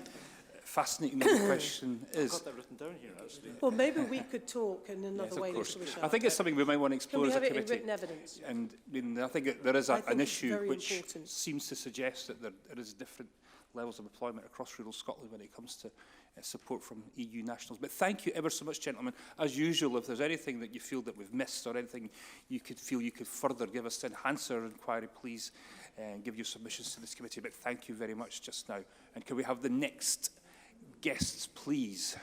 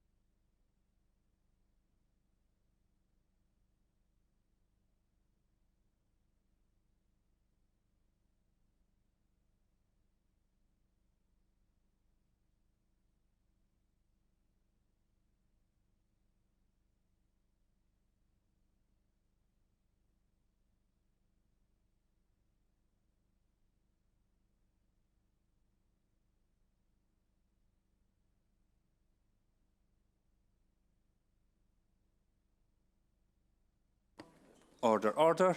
And thank you to our guests for appearing before the Scottish Affairs Committee today. From left to right, could we possibly get names for the record, who you represent, and any way of a short opening statement? And I'll put the emphasis on short, given that we have 4 guests in this particular session. Councillor Smith. And again, you have to press that big button in the middle to make sure that you're heard for the record. Thank you very much, Chair. My name's Councillor Colin Smith. I'm a councillor in Dumfries and Galloway, where I chair the Economy, Environment and Infrastructure Committee. I'm also chair of the South of Scotland Alliance, which is a partnership between Dumfries and Galloway Council, Scottish Borders Council, Scottish Enterprise and business representatives who seeks to raise the profile of the South of Scotland and issues surrounding the local economy. I'm grateful. Councillor Mitchell. Councillor John Mitchell, Deputy Leader, Scottish Borders Council. I've got general remarks and brief other remarks. Welcome opportunity to give evidence today on this very important topic. Employment, particularly high value and more diverse employment opportunities, are critical to the future economic well-being of the south of Scotland. As with the Dumfries and Galloway Council, employment and economic development is top priority for Scottish Borders Council and its community planning partners, and working with Dumfries and Galloway Council and Scottish Enterprise across south of Scotland on this issue via the South of Scotland Alliance. Regarding employment opportunities, the board has come a long way since the 1,000 redundancies caused by the closure of VIA systems, which was an economic disaster for the area. I cannot stress enough how important the reopening of part of the old Waverley rail route has been, not only in providing 1,000 jobs at the height of construction, but the knock-on effects for apprenticeships, hotels, B&Bs, various other local businesses and bacon roll sellers. Councillor Leader David Parker has the figure of bacon rolls sold etched in his heart, I believe. It has reconnected an area that had no railway stations within it when the Highlands had 58, for example. It is, of course, a two-way thing, taking commuters, students, tourists and others to and from the borders and encouraging house sales in our area. We need to continue that work by reconnecting Hoyk, which has had a very hard time economically since 1969, when the Waverley Railway closed, and Carlisle with Tweed Bank. And the mood music for this to happen is favourable now, where it might not have been 10 or 20 years ago. As well as the £6 million invested in the Galashiels interchange, joining rail to bus, cycle, etc. Again, jobs and apprenticeships. We now have the Great Tapestry of Scotland coming to that town. Again, a £6 million project with 17 long-term jobs after construction and regenerating the town, improving tourism and other aspects. These would not have happened without the railway. The Borders has a growing population, but principally due to the increasing numbers of over 65s, rurality is always a problem, particularly in terms of transport, with east-west links particularly difficult. And unfortunately, many young people still leave the area after completing their education. We have some deprivation, principally, but not exclusively, in Hoyk and Galashiels. But in my ward in Galashiels and district, we are investing £11 million in a new primary school, which is really enthusing my constituents. Agriculture, fishing, manufacturing and tourism are the principal areas of employment. Mountain biking is, of course, big business now. We have a low-wage economy, which is a problem, but quality of life counts for a lot. Ours is a well-educated, skilled workforce with good and improving destinations for school leavers, and hopefully the local authority and others working together can continue to improve matters. I'm sorry if you've heard some of that already, but they are the important issues. Thank you very much for that very comprehensive overview of your area. Ms Hannah. Good afternoon, panel. Thank you, Chairman. My name is Linda Hannah. I'm with Scottish Enterprise, and we're delighted to be here today to input to this committee discussion. As you know, our role is particularly focused on how we grow Scotland's economy overall, and about how we also think about that in terms of the different geographies and also the different sectors. So we're delighted to be part of the conversation today. We think very much about that global competitiveness, and we've heard a lot already from our colleagues in the chambers who've talked about the economy in particular the south of Scotland. But thinking about how Scotland's economy plays out internationally, regionally and local is what we think about every day. We think about the sectors that we work with, and we think about the companies that we work with on the ground right across Scotland. I would also kind of just reinforce and emphasise the comments made earlier around the need for more innovation, internationalisation and to grow Scotland's productivity. We know that we've got some challenges, as does the rest of the UK, but Scotland certainly has some challenges, and we're very keen to see how that pulls through to sustainable and resilient employment, and about how that tackles some of the challenges that we see in inclusive growth. So we're very keen just to be delighted just to kind of share some of the examples that we've got and the work that we have been doing. Great, well thank you. Lastly, Mr McKinnon. And I'm Alistair McKinnon. I'm the Location Director for Scottish Enterprise in the south of Scotland. And in that role, I work with the two local authorities and others and around the South of Scotland Alliance, community planning, etc. And also have involvement in terms of SE services out of our two offices in the south of Scotland. Thank you. Can I just kick things off with our two local councillors representing, as they do, the two local authority areas in the south of Scotland? Just in your view, what do you believe differentiates the economy and the labour market in the south of Scotland, and what differentiates that from the rest of Scotland? We'll start with you, Councillor Mitchell, if that's all right. Excuse me. I touched on the fact we're a relatively low-wage economy. We do have quite a skilled workforce. We're very much dependent on agriculture, forestry, things like that. We don't have the big conurbations. We don't have the Edinburgh and Glasgows. Our two biggest towns in borders are around about 15,000. We do suffer from transport problems. If you want to travel north-south from Galashiels to Edinburgh, no problem by bus, for example. Car ownership in the borders is not huge. It's certainly in my particular patch, at some bits it's around about 30%. So we do have deprivation in that respect. If you want to travel east to west, if you're travelling by so-called public transport, it's actually quite a difficult thing to do. It can take a day to get from Eyemouth to Peebles, for example. Buses are infrequent and not always on time.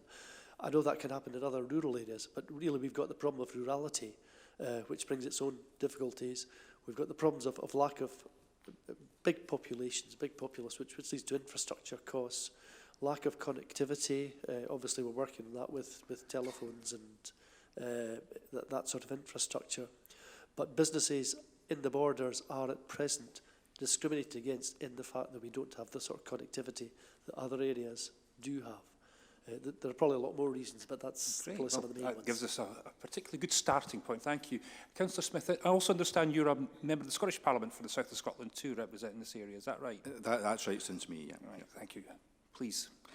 I mean, in terms of the big economic challenges around employability in the region, as Councillor Mitchell said, we are a relatively low-paid economy. The recent ONS figures showed an average weekly wage in Dumfries and Galloway of £454.60. Now, that's compared to a Scottish average of £535 and a UK average of £538.70. So low pay is a major issue. There is a real challenge when it comes to outward migration of young people. Our positive destination figures are very positive, about 91% compared to a Scottish average of 90%, but that actually masks the fact that a lot of young people actually leave the area because of a lack of opportunities. There's a real challenge when it comes to underemployment as well. Of the people that are in full-time employment, in employment, only around 2/3 are actually in full-time employment. We've got a real challenge when it comes to productivity in the area.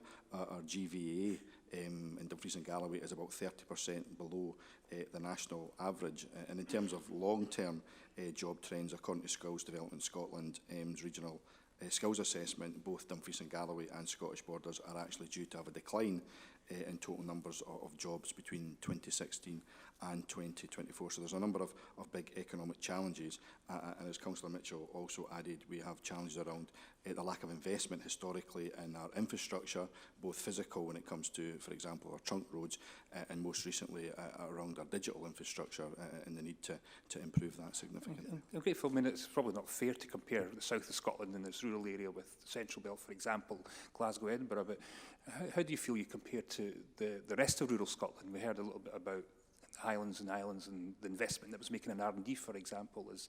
Is there anything that sets you apart from the rest of rural Scotland and any particular difficulties and challenges that you might have? Councillor Mitchell. Well, I touched on the connectivity. Until we got the railway back to Gallashiels and Tweed Bank, we had not a single railway station within our particular area. I'm sure the other rural areas do suffer from similar problems, but I think Brian Richardson touched on the good things that Highland and Islands Enterprise had been able to achieve from their particular status. And I think in general terms, most rural areas will have similar problems, but of a different nature. If you've got a big centre, you will obviously have a pretty good bus service linking the centres and then peripheral to that, whereas we only have the two big towns in the borders. So really we don't have that particular express bus infrastructure. We didn't have the railways till recently, and so on and so forth. So is it, Councillor Smith, is it mainly just about the interventions of bodies like Islands Development Board and the access to big centres of population? Is that what sets you apart? I think there are many similarities, but I think that's an important point about the infrastructures in place in the Highlands and Islands, around, for example, the Highlands Islands Enterprise Agency. If you consider one fact, for example, skills, in Dumfries and Galloway, the percentage of the population that have high-level skills, degrees, etc., is around 6%. Now, compared to the Highlands and Islands, it's twice that level there. It's 12% there. So there's clearly a difference there. And is that historically because you've had the university in the Highlands and Islands? That could be certainly one answer. Again, historically, I think that we've missed out when it comes to investment in infrastructure. If you consider the fact there's a commitment from the Scottish Government for a dual carriageway from Perth to Inverness, an investment of somewhere in the region of £3 billion over the next few years.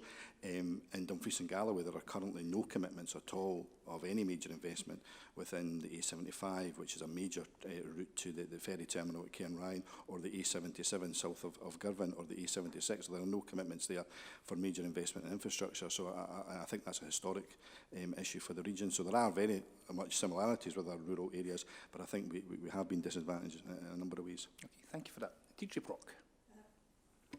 Thank you, Chair. Councillor Mitchell and representatives of the Chambers outlined some pretty positive developments in skills development in particular, but that are going to be happening throughout the two regions. And I wondered if Mr McKinnon and Ms Hannah, you could outline the assessments that Scottish Enterprise have made of the economy and labour markets in the south of Scotland, and perhaps you could give us some comparisons to the other areas where you work.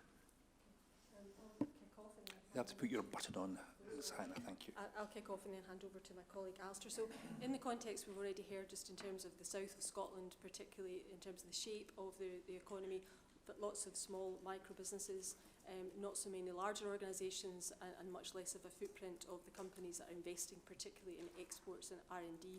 So I think some of the challenges that we've got in the south of Scotland is about how we can see more of that investment coming and how we can encourage more of the infrastructure that will encourage those businesses to come. So some of the work that we are doing is about making sure that we are working with those companies who have the ambition and the opportunities to grow, particularly looking at how we help them to access new markets, how we help them to invest in research and development.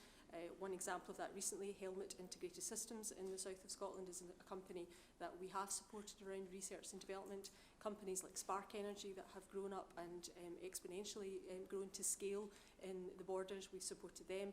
And at the other end, Cocoa Black, a company in Gallashiels, a very small handmade chocolate company that is growing quite significantly in terms of the diversification of that business. Those are examples of businesses who've spotted a market opportunity, and we are very actively and intensively working with them to do that. The challenge is there isn't enough of them, And what we are keen to do, and we have been doing, is working with our partners to get more of that pipeline of businesses to come through the system. So that's about those micro businesses growing, becoming small businesses and growing and getting bigger. So those are some of the things that we're very keen to do. We're very recognise some of the challenges around connectivity and I guess that business environment. We've actively supported the work around Borders Railway and mountain biking and about bringing a sense of what are the unique assets of the south of Scotland, and we're very keen to make sure we do that. In terms of other areas, if I think about the work that I do, particularly in Tayside, I know two colleagues around the committee are from that area, and we've done a lot of work with the partners in Tayside area that have similar challenges around productivity in the Perthshire area, but unemployment, high unemployment in Dundee area. So what we have been looking at there is the investment in the waterfront in Dundee, the linkage of that to the V&A, and now the Tay-Cities deal that is looking at how the whole of Tayside can work together and connect to other parts of Scotland, so the connection of Tay-Cities, for example, to Edinburgh or to others, in terms of how that's actually going to help grow the area. And the point that was made... Can I just stop you there? When you mentioned the Tay-Cities, maybe something we should have asked the previous panel, every single city in Scotland now has a city deal. Is there a possibility that the rural areas will therefore be missing out on opportunities for investment and development if that's the case? I don't think so. I think the point of the city deals is certainly for the local authorities. I'm working with Scottish Government and UK Government to bring that forward with their partners. Many of those city deals, though, also connect to the other areas that are around them. And if anything, they don't exist as islands on their own. So if I think of the work that's happened in the West and the connection to the Ayrshires, the kind of 3 Ayrshire councils, but also those areas in Ayrshire are bringing forward a regional partnership work, and we've been working very closely with the councils in Ayrshire around that. So I don't think it's about either or, and I don't think it's about the city deals being in splendid isolation. And I think some of the work that needs to be thought about right across Scotland in terms of what's the type of economy that we're building is each of those city deals, particularly from a sectoral perspective. We heard earlier about digital and data. So Edinburgh is a hotbed for digital and data, but you know that can connect to the gaming industry in Tayside and to app development. It can also connect to what we were hearing earlier around the aspirations that Heriot Watt might have down in this area around that embedded intelligence, and certainly connects to some wider work that we're doing around manufacturing in terms of the embedded automation. So there is lots already happening in other areas which we're happy to share, and also can kind of compare and contrast what we see some of those things are. Mr McKinnon? I think, to go to the root of this, the Scottish Borders and Dumfries and Galloway are rural areas, and they demonstrate a lot of the same attributes as most rural areas across the UK. I include Highlands and Islands, and another good example, if you look at the stats, is Cornwall. It's very similar. At root, that's because of it's not the right word, but the demography of the industrial base, the business base, both in terms of the sectors and the sizes of businesses. I would describe the business base within the south of Scotland as a bit like a polo mint. There's a hole in the middle, so there's thousands and thousands of very small enterprises, and there's very few large enterprises, and there's a hole in the middle which is what you would expect to see filled if you have progression from a startup all the way through to a major employer. Now, because of that and because of the sectors that we've got,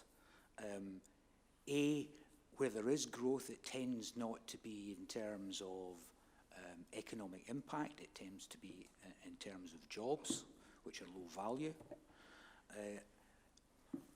Or where there is no growth, you have, as I said earlier, thousands of businesses which are essentially trading in local markets and are essentially self-employed.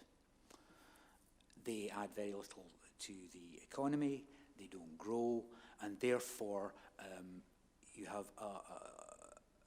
a continuation of the structural failure that we have in the south of Scotland, and you have in many other parts of rural Scotland. Yes, the agricultural sector is important. It's a significant proportion of the businesses, but it's only 1% of the employment. It only delivers 7% of GVA into the south of Scotland economy. Manufacturing is much more important in the south of Scotland, and that's manufacturing of food products, or it might be textiles, or it might be up the roads here, timing chains for cars, or it might be armoured vehicles, or it might be all sorts of things. So there are a lot of hidden industries in the south of Scotland. Those are the ones that are larger businesses that deliver, generally speaking, higher GVA, gross value add, into the local community, and they're also the ones that tend to pay salaries which are equivalent to the Scottish average. It's the rest of the economy in the south of Scotland that pulls the average back.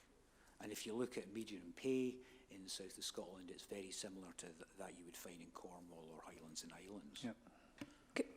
Can I ask, just in relation to the micro businesses that Ms Hannah mentioned before, how do you feel the business gateways are doing in the two councils? Because obviously they're vital in helping to support those businesses that eventually become those larger businesses that we want to see providing employment in the south of Scotland. Don't feel embarrassed about the fact there are two councillors sitting there. No, I don't feel embarrassed about talking about Business Gateway. Indeed, prior to it being transferred to the local authorities, I managed it in the south of Scotland, so I well understand the challenges and the issues. Business Gateway is there to do three things actually. One, to help people start up business, any business. Two, to identify those businesses that have got greater potential than the average and for the want of a better expression, hothouse them and try and get them to grow as much as they possibly can. And the third job is to look at the existing business base and identify those businesses that have a greater potential to grow, greater than the average. Now, when I managed Business Gateway in the south of Scotland, across Dumfries and Galloway and the Scottish borders, I had a team of somewhere around about 14 staff. I very much doubt that the two local authorities have that number of staff anymore, and I well understand why. One, it's not a mandated service that local authorities have to provide, and therefore it has to compete with all the other things that local authorities have to do, which are statutory. I also recognise that it's a very difficult job to do. I mean, for-profit organisations in the south of Scotland, there's something like 25,000 of them, 12,000 self-employed people, which are essentially enterprises, and the rest split across the size bands. I think the number quoted earlier was 0 to 9 employees at 94. It's actually 89%, but that's not a great difference. So it's a very difficult job to do. The challenge that the local authorities have through Business Gateway is to have enough resources on the ground to be able to go out there and help everyone to a certain extent, but to help some people more, and therefore to identify those individuals or businesses which have got the potential to grow, and then for those businesses to be passed on to us at Scottish Enterprise, which is how the system is supposed to work. The reality is there's not that many that are identified that have got significant growth potential. Thank you. Chris Lott, then come to Anna Super. I just wanted to ask an additional question. I've been involved in business most of my adult life, and I remember my days going to Small Business Gateway and wondering how on earth you get from Small Business Gateway to Scottish Enterprise to develop your business. I have to say I never succeeded at Cowramon, but the point I wanted to ask is exactly that. You're talking about the huge number of people who want to be at the start-up end, who might be a business for themselves and their families. You've also made the point very clearly it's under-resourced. We heard from the previous panellists it might be an idea to have people who've retired, who've got lots of experience that will be able to contribute. What way do you think Scottish Enterprise could engage with those people and bring them in at that level where people are beginning and perhaps don't have business experience before? I remind you, Business Gateway sits as a service managed and run by the local authorities. That's the first thing. So the challenge here is that, yes, expertise, people who have done it are much more credible and much more useful to a person who's starting a business or another person who's already running a business than a professional advisor. Having done it is always much more credible and much more useful. Scottish Enterprise funds Business Mentoring Scotland across the whole of Scotland. It's contracted and delivered through the chambers in partnership with the local authorities and Business Gateway, and indeed ourselves. And it provides mentoring support to businesses of all levels who have the aspiration to grow their turnover by 200,000 over 3 years. Now, to my mind, that is not a huge turnover growth over 3 years. yes, you could change the criteria and say it's to any business, but that would be extremely expensive to organise and run across the whole of Scotland. And I don't know who would be able to fund it currently. Thank you. Anna Subri. Yes, I just wanted to be, was really following, I was going to ask much of what Chris has already asked, Mr Wishart, which is, I am intrigued by these gateways, but they are run by the councils. And so the people that are employed, are those people who have run their own businesses in the past? I think it varies. Some have and some haven't.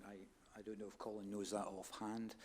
I know that when I ran it, it was a mixture. Some people were early retired.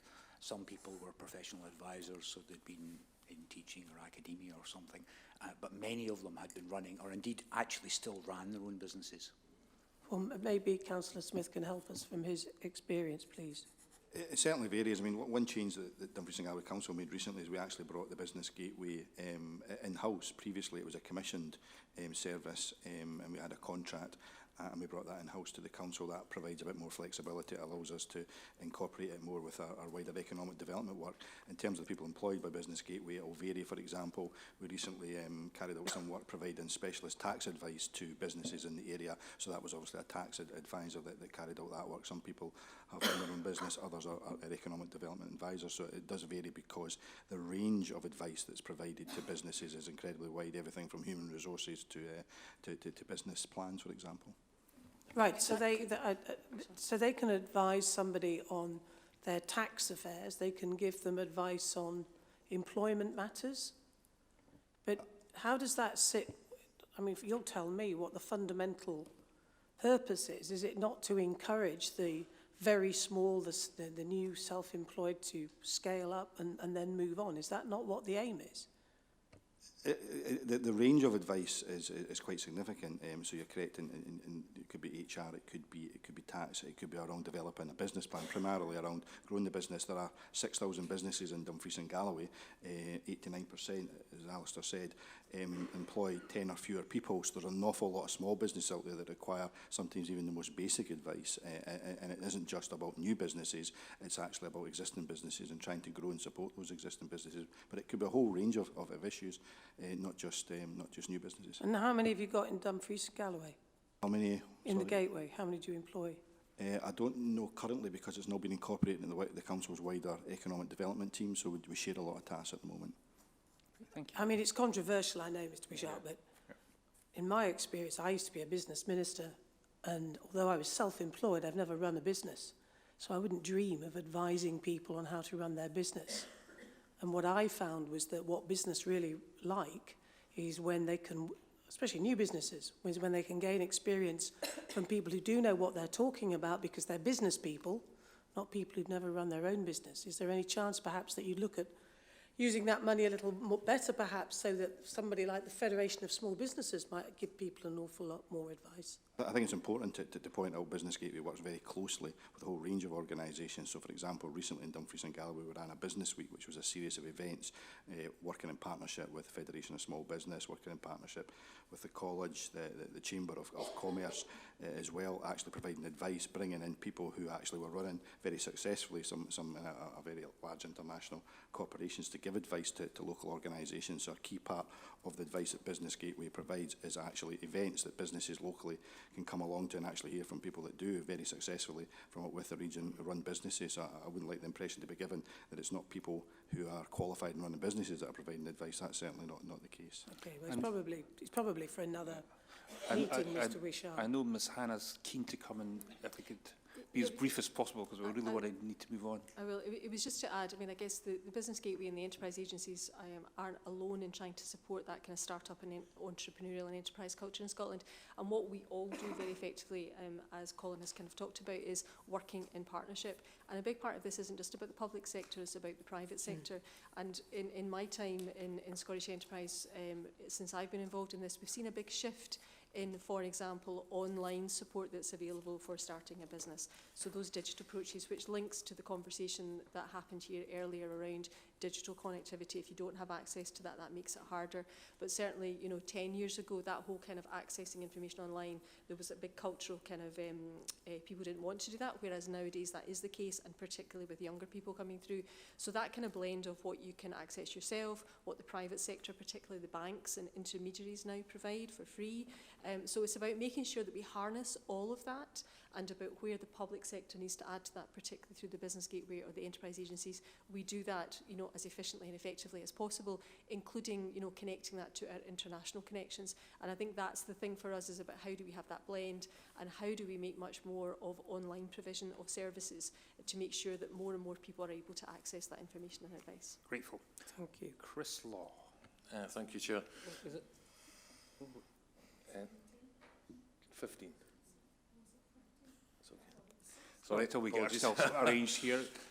Yeah, I want to look at, we've obviously touched throughout the session on infrastructure in the south of Scotland, the two key areas obviously being transport links and electronic connectivity, i.e. broadband, and the impact it has. Obviously the UK and the Scottish Government have a role to play, as well as local government. I wanted to know, do you get sufficient funding, and is there sufficient political will for what is needed in the borders? The political will is certainly there. We've spent over 8 million, or are spending over 8 million on it. We do have one major problem, which I believe is getting the right information from those who are providing all the services. That's been a constant thorn in our flesh. So, without naming names, obviously, that is something that we do take up at the highest level, and there just doesn't seem to be communication both ways that we would like at all times. But connectivity has been touched on as a major problem, and we're doing our best. We would like to aim for 100%, we'll get 94%. But again, what is the definition of 94%? Are you talking about individuals? Are you talking about businesses? Are you talking about premises? And, you know, that perhaps needs clarified. Just on that note, actually, Councillor Mitchell, who ultimately should take responsibility for this? Is it an organisation or an individual, or is it a collective responsibility that's required? For lack of communication? Yes. My view would be it's an organisation. Would anybody else like to answer on that question? Obviously, I think there's been a great deal of progress around reaching that 94% of premises by 2017, the end of 2017, that have super fast broadband, but there's obviously an awful long way to go.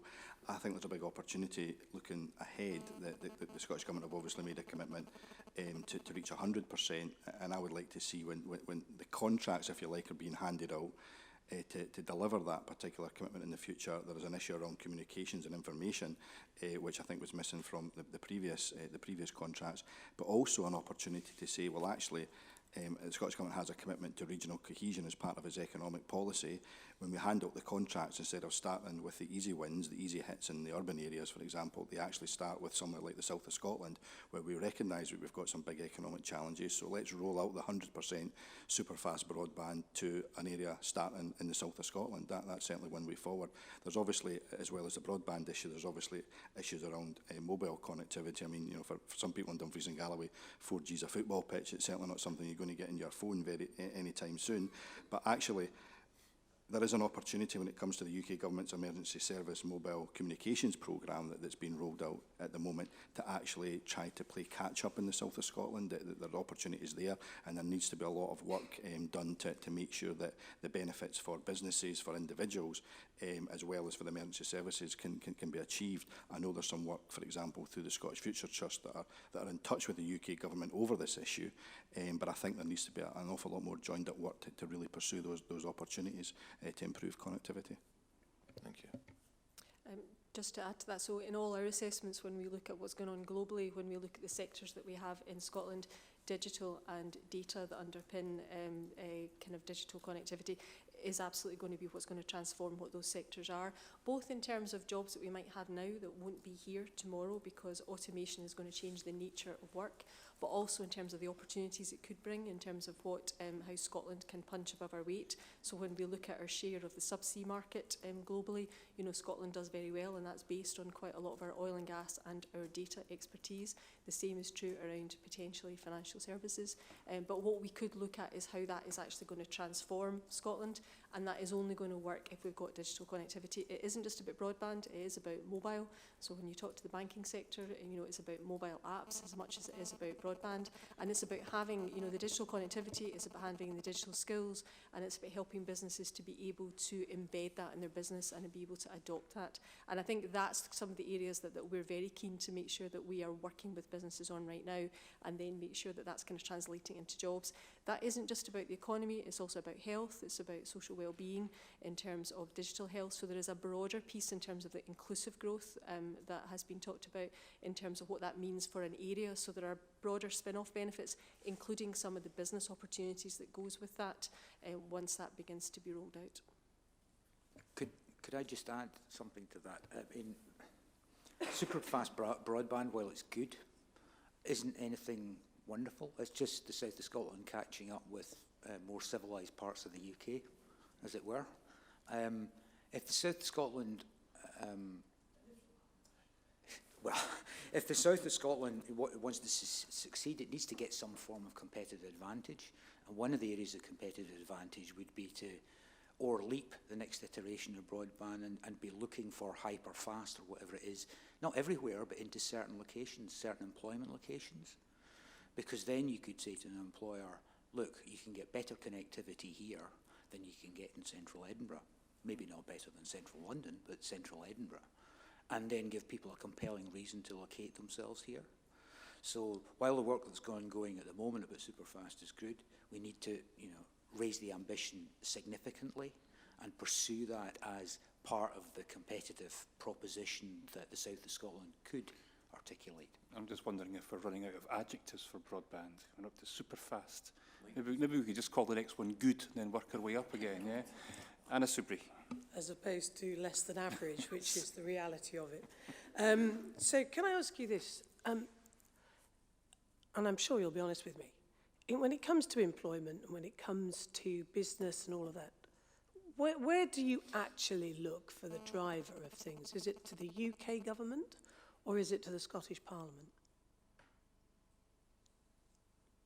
Councillor Smith, sorry, you're at the end there, so I'll pick on you first. Being a member of the Scottish Parliament obviously puts me in a difficult position to answer that. I mean, it's a combination of both. I mean, realistically, when it comes to investment in infrastructure, it is now very much the Scottish Parliament investment in trunk roads, investment in superfast broadband. But when we've just touched on mobile connectivity, that's very much an issue that we're lobbying the UK government on. So it does vary from area to area.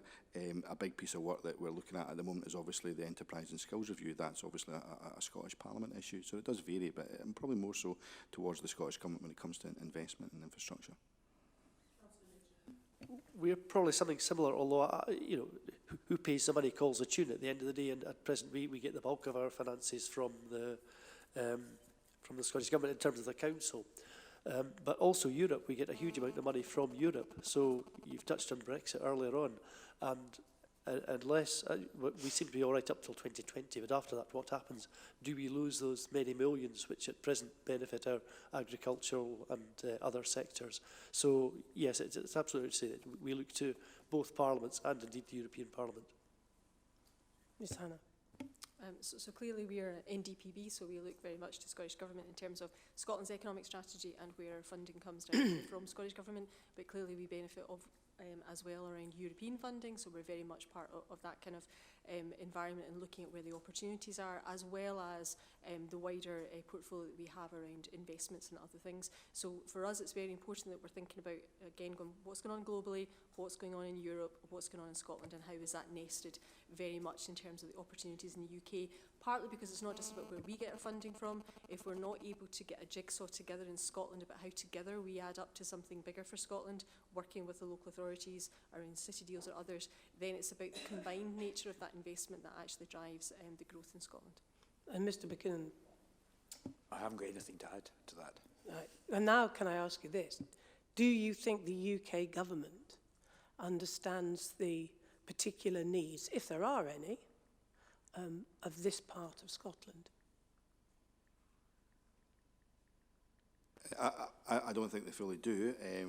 The argument will be that a lot of the issues are not their responsibility, but a number are. Rail infrastructure, for example, most of the trains that go through the West Coast Main Line, Lockerbie railway station, very important to the Dumfries and Galloway, are railways that are, and rail companies that are basically covered by the UK government. You know, it is appalling that business people in Dumfries and Galloway cannot get an early morning train direct to Edinburgh first thing in the morning. It is only an hour from Lockerbie railway station, the West Coast Main Line, to the centre of Edinburgh, but you cannot get a train first thing in the morning. You have to change it at Carstairs. I think that's appalling given the large number of people that actually commute. So there are areas that could see significant improvements that the UK government have responsibility for. So I would say they don't fully understand the challenges facing the region. Okay. Councillor Mitchell. I suspect it's a wee bit like the curate's egg. There will be certain MPs who take a great interest in Scotland, know all about Scotland, are very interested in Scottish affairs and do what they can for Scotland, and there will be others who don't have any particularly great interest. I'm sure most MPs work with in the same way as we as Scottish Borders councillors. We have a parochial interest, if you like, but we're also told all the time, you're Scottish Borders councillors, you take the interest of the wider area, and it would be the same for the UK Parliament has to take the whole of the area they cover into view, if you like, and same with the Scottish Parliament. Obviously we all have our personal views as to who's good, bad or different, but in general terms they have a job to do, and I hope they do it. Great, thank you. Margaret Ferrier. Thank you, Chair. My question's to Mr McKinnon and Ms Hannah. One of the key themes which has come out during this inquiry is that businesses in Scotland and across the UK are kind of over-reliant on low-skilled, low-paid workers, and that staff are treated as disposable. So rather than a resource which should be invested in, and we heard some ideas about that earlier today, what do you do to make sure that the support you're providing is actually creating high-quality jobs for Scottish workers? Thank you. So the work that we do with companies particularly looks at what's their ambition, what's the leadership, how do we support the company to make sure that in terms of what they're looking to do to get products to markets, that's actually going to be sustainable. As part of that, what we will do with the company is look at how they're going to do that. So how are they designing jobs? How is that going to be then translated into the skills that people will need to do those jobs, and then supporting the kind of culture that's within the company to engage with their employees. This year we've implemented a new service called the Workplace Innovation Service, which is about employee engagement. So talk to your employees, listen to your employees, get ideas from them, and about make sure that you're then looking at those kind of the way that jobs are designed and how all of that is structured in the workplace. So we've implemented that this year. It is brand new. We've also make sure that when we support companies through regional selective assistance that supports jobs, that pays the living wage. So we're very clear around our support around that. We raise awareness of the Scottish Business Pledge, which has 9 elements, which is both around competitiveness, but also in terms of tackling inclusive growth. So it's about both of those things. So we raise awareness of that. We've got a sense of, with the companies that we work with, where they stand on those. So how far along that journey have they come in terms of those kind of practices. So living wage, 0 hours contracts, innovation, international, they're all part of that. So we talk to companies about those. We actively participate around the Developing Scotland Young Workforce. You heard about the group that's down here in the south, but we actively are supporting that at a national level. We've implemented all the recommendations that we said that we could do to support that, including, again, for all the projects we support that create jobs. We ask those companies to create and invest in youth policy that might either be about employing young people or about engaging with their school or about mentoring young people. So we support those companies to do that, really to try and create workplaces where the companies are thinking about the talent within the workplace, not as a disposable asset, but very much as the resource that they have to grow the business. An example of that in the south would be Berwickshire Housing Association, where we have supported the leadership of that organisation. We've done some of that work around workplace innovation, and they brought forward some ideas. As a result of that, we've directly invested through the Scottish Investment Bank in the Housing Association, and they're going to be investing in a community wind farm, and the returns from that community wind farm are going to fund housing. So there's a kind of a circular, we supported the leadership, it created ambition, we got ideas, and we've supported that in that kind of integrated fashion. So those are some of the types of things that we would do. We're also in some of the key sectors that you mentioned earlier, food and drink, tourism and construction. We've worked very much with the industry leadership groups to pull together a productivity plan for their industry, and really by the industry, for the industry, because it's not about us. We've supported them to think about what are the actions that would drive productivity in those industries, and that when they refresh their industry strategy, how can they embed into that strategy approaches around diversity and workplace practices. That's ongoing just now around food and drink, and I know is going to be happening in construction as well. So what we've tried to do is, again, think at an industry level, think at a local level, and in every company that we work with, be having these conversations with them about the types of things that we know make a difference. I suppose the only thing I'd want to add is sort of in a nutshell, Scottish Enterprise wants to work with successful and sustainable businesses. And for a business to be successful, they can do the disposable employee thing. If they want to be sustainable and successful, then they need to recognise their employees as assets and invest in them and have them participate in productivity improvement or innovation activity and general ideas about how to move the business forward. And in doing that, the business will be successful and sustainable. When you talk about all these projects, how often do you actually check in with a lot of these employers? Once you say to them, this is what we're expecting, because you've said that a lot of them do listening and take ideas from their employees. Is there any statistics around, you know, how successful that is, and do they implement anything that you actually speak to them about? I don't have any statistics to hand, but I can get back to you on that particularly. What I know we do is in all our regular engagement with the companies we work with intensively with, it's just part of our discussions with the company. You know, we'll have a plan of action, if you like, to work with that company, and we'll be checking in on the things that we've talked to that company about that are part of their growth plan. So we'll be talking to them about that. If it's something we funded, like regional selective assistance, that is milestone based in terms of what we fund, so we don't fund anything up front. Company has to achieve a milestone before we'll fund it. So again, we'll be checking in, you know, have they done what they said they would do? Have they reached that milestone? And then we pay on that basis. So we do it both through our regular conversations, but also if there is funding on the table, we'll make sure that that absolutely links to the outcomes that we've asked them to do. And very happy to share a wider kind of group of examples of what we've done. Do that. Can I just ask, just before we go off that subject, you spoke about the living wage. So coming to Councillor Smith and Councillor Mitchell, are the local councils accredited living wage employers? The Dumfries and Galloway Council was the first accredited living wage employer in Scotland, so yes, absolutely, and very keen to see that rolled out across organisations that have contracts with the council as well. Ditto Scottish Borders Council, and we will encourage as many employers to become to take that particular perspective. Yeah. Thank you. A quick supplementary from Anna Super. Yeah, very quickly to both Ms Hannah and Mr McKinnon. I don't mind who answers it. Have you got any evidence of any Scottish employer who considers their workforce as disposable assets actually coming to your good selves to seek your advice? I don't. No. I have no personal experience of that ever happening. Would you agree with me that it's very unlikely that such a business, if indeed they exist, would actually come to people like yourselves? It would sound counterintuitive for them to do so. Okay, thank you. Margaret Ferrier. Yeah, thank you, Chair.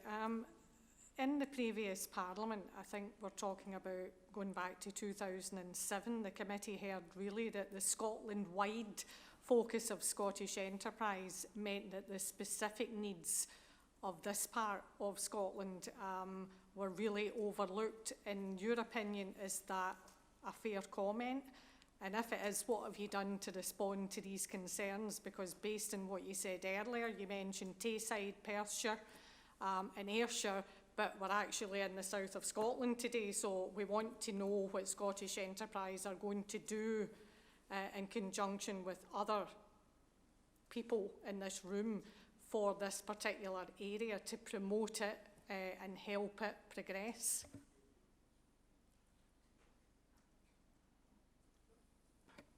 Well, maybe the first thing to do is to refresh the history of this. In 2008, We moved from a situation where Scottish Enterprise had local enterprise companies whose task was to deliver a business plan focused on a particular geography, in this case the Borders, and separately Dumfries and Galloway. Up until that point, that was the situation. In 2008, that changed. Scottish Government repurposed Scottish Enterprise with a mission still to have a presence in all parts of Scotland, but primarily in shorthand, its mission was to deliver the best opportunities for Scotland PLC as a whole. Since then, within the south of Scotland, we have been looking for opportunities to work on with our partners in the geography, and there have been a number that we have been working on in the past 3 or 4 years. The Borders Railway was mentioned. Scottish Enterprise did much of the early research work to make the economic case to actually see that investment happen. And since then, since it opened, we've been working with Borders Council, Midlothian Council and others in around, it's an unfortunate expression, exploitation of the line in an economic sense, both in terms of tourism opportunities up and down the line, but also in the sense of potentially housing, industrial and other developments up and down the line. With Scottish Borders Council at the moment, we are working on a plan for Tweedbank, which is the industrial estate, which is at the current terminus of the line. And we have plans on the stock once the council have decided about how to make some land available to us to build a bespoke office building immediately adjacent to the station. We're also working with Scottish Borders Council in relation to the existing industrial estate and how it can be further redeveloped. If I switch across to Dumfries and Galloway, what we've been doing most recently in Dumfries and Galloway is with the council, we did a study into the economic opportunities up and down the M74 corridor and indeed identified a couple of potential areas to pursue. The first being the Chapel Cross site and the repurposing of that ex-nuclear power station site for further economic development, perhaps round about energy, but also potentially other sectors. We have been working with Dumfries and Galloway Council as well, and the account managed companies in around Dumfries, about how to begin to unlock some of the business premises problems that are in Dumfries. Essentially, the solution might be some sort of domino project where moving one company allows another company to move in behind it and free up premises. So those are the sorts of strategic sorts of projects we've been working on. Indeed, with that, going back to Business Gateway and indeed the council itself, we work closely in terms of our account managed portfolio. So where we have knowledge of an account managed company that could benefit from local authority assistance, whether or not the company is distressed, we work closely with them to try and solve that particular issue that the company may have. And indeed, in around, Colin mentioned Business Week, we've participated with the council in the Business Week, and out with the Business Week have organised things like ACAS activity within the south of Scotland to help local companies understand employment legislation and the opportunities of investing in their staff rather than... Thank you. Okay. Sorry, just on, I know we've touched on tourism quite a lot, but and you've spoken about Business Gateway. What kind of relationship have you got with Visit Scotland when it comes to tourism? Our relationship with Visit Scotland tends to be more about strategic initiatives, so it would be things like the Railway Corridor project or another one that might be around about mountain biking. Visit Scotland will tend to have a direct relationship with the council around about individual companies, for example, or where we would tend to cross over and have a three-way conversation might be round about, you'll have heard of Wigton the Booktown, for example, those sort of activities where we could bring something to it from the larger business point of view, and the council obviously have a geographical interest as well as a proposition interest. Great. Councillor Mitchell and Smith, just very, very brief answer. Are you getting the support that you feel you need from Visit Scotland for this area? If I can answer first, I think the short answer to that is not all that we would like. It is making an important contribution to the south of Scotland through its support for account-managed businesses and business projects. And we've worked well as the South of Scotland Alliance across both areas.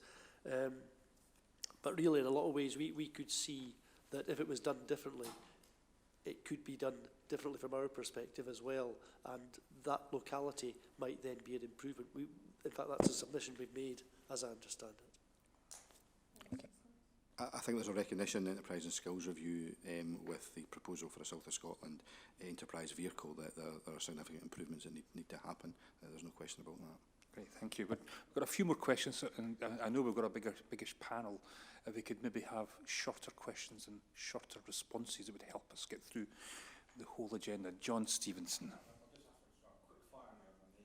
And you put your microphone on too.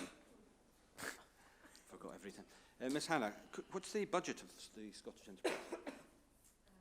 Our budget is around 300 million, which is made up of... All right, I just need the global total, that's fine. Do you know roughly how much is spent in South Scotland, or is that impossible to tell? Not off the top of my head, but I can get you those figures. Thank you. That'd be very helpful. The government's proposing, Scottish Government that is, proposing to create some sort of new entity to deal with the enterprise and skills needs of the south of Scotland. Given what Mr McKinnon said earlier, is there any need for such an organisation given the fact that you already exist? So, I think what's important for the south of Scotland is to look at an ambition about how this area can transform. I think in terms of it's already been recognised by ministers that there's an opportunity to do more in this area. But is that not what you're meant to be doing? It is, but we don't do that alone. So I think there is an opportunity to think about what those relationships need to be. So if we're creating another organisation to look after the south of Scotland, does that say that you failed? I don't think it does. And I don't think it says that anyone's failed. I think it's taking a recognition so that... why does the government feel the need for a new enterprise, given the fact that you already exist? So I think the government thinks, so in terms of the recommendation from the ministers, I think there's a recognition that in terms of what the south of Scotland needs to do, it's more than is currently being done.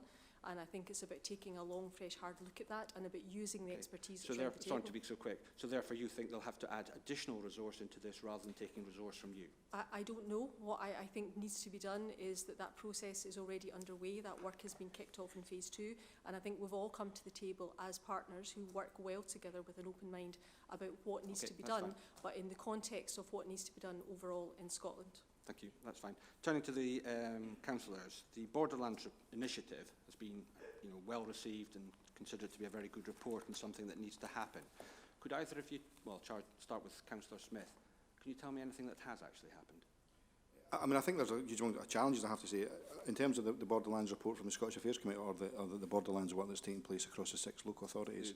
The work that you as I mean, certainly my take on it is that what it needs to develop into is almost, if you like, a project-by-project arrangement. I think it's quite clear that trying to herd, if you like, 6 local authorities around the same sort of overall projects is not going to work. So it's important to have, for example, Dumfries and Galloway Council and Carlisle City Council working when it comes to development. Can you name any initiative that's actually happened? In the Borderlands, no, I can't, because I don't think that it's at that stage, absolutely not. I mean, I'm of the view that it hasn't developed to the extent that it should have. On that basis, Councillor Mitchell, is it worthwhile, the Borderlands initiative? I think it's absolutely worthwhile, and I've mentioned the concept of the railway returning to Hoyk and Carlisle. I think as far as I'm aware, because I haven't been involved with meetings, officials and members have met, and there are good discussions going on, and I'm sure so the minutes might be... actually been done, you actually think it has a future? Oh, absolutely, it has a future, and definitely fine. Carlisle is on board with the railway, as I say. That to me is the big thing. Thank you. Can I just ask, because we weren't actually clear in the conversation we had around lunch, who's responsible for the Borderlands Initiative? Who's in charge?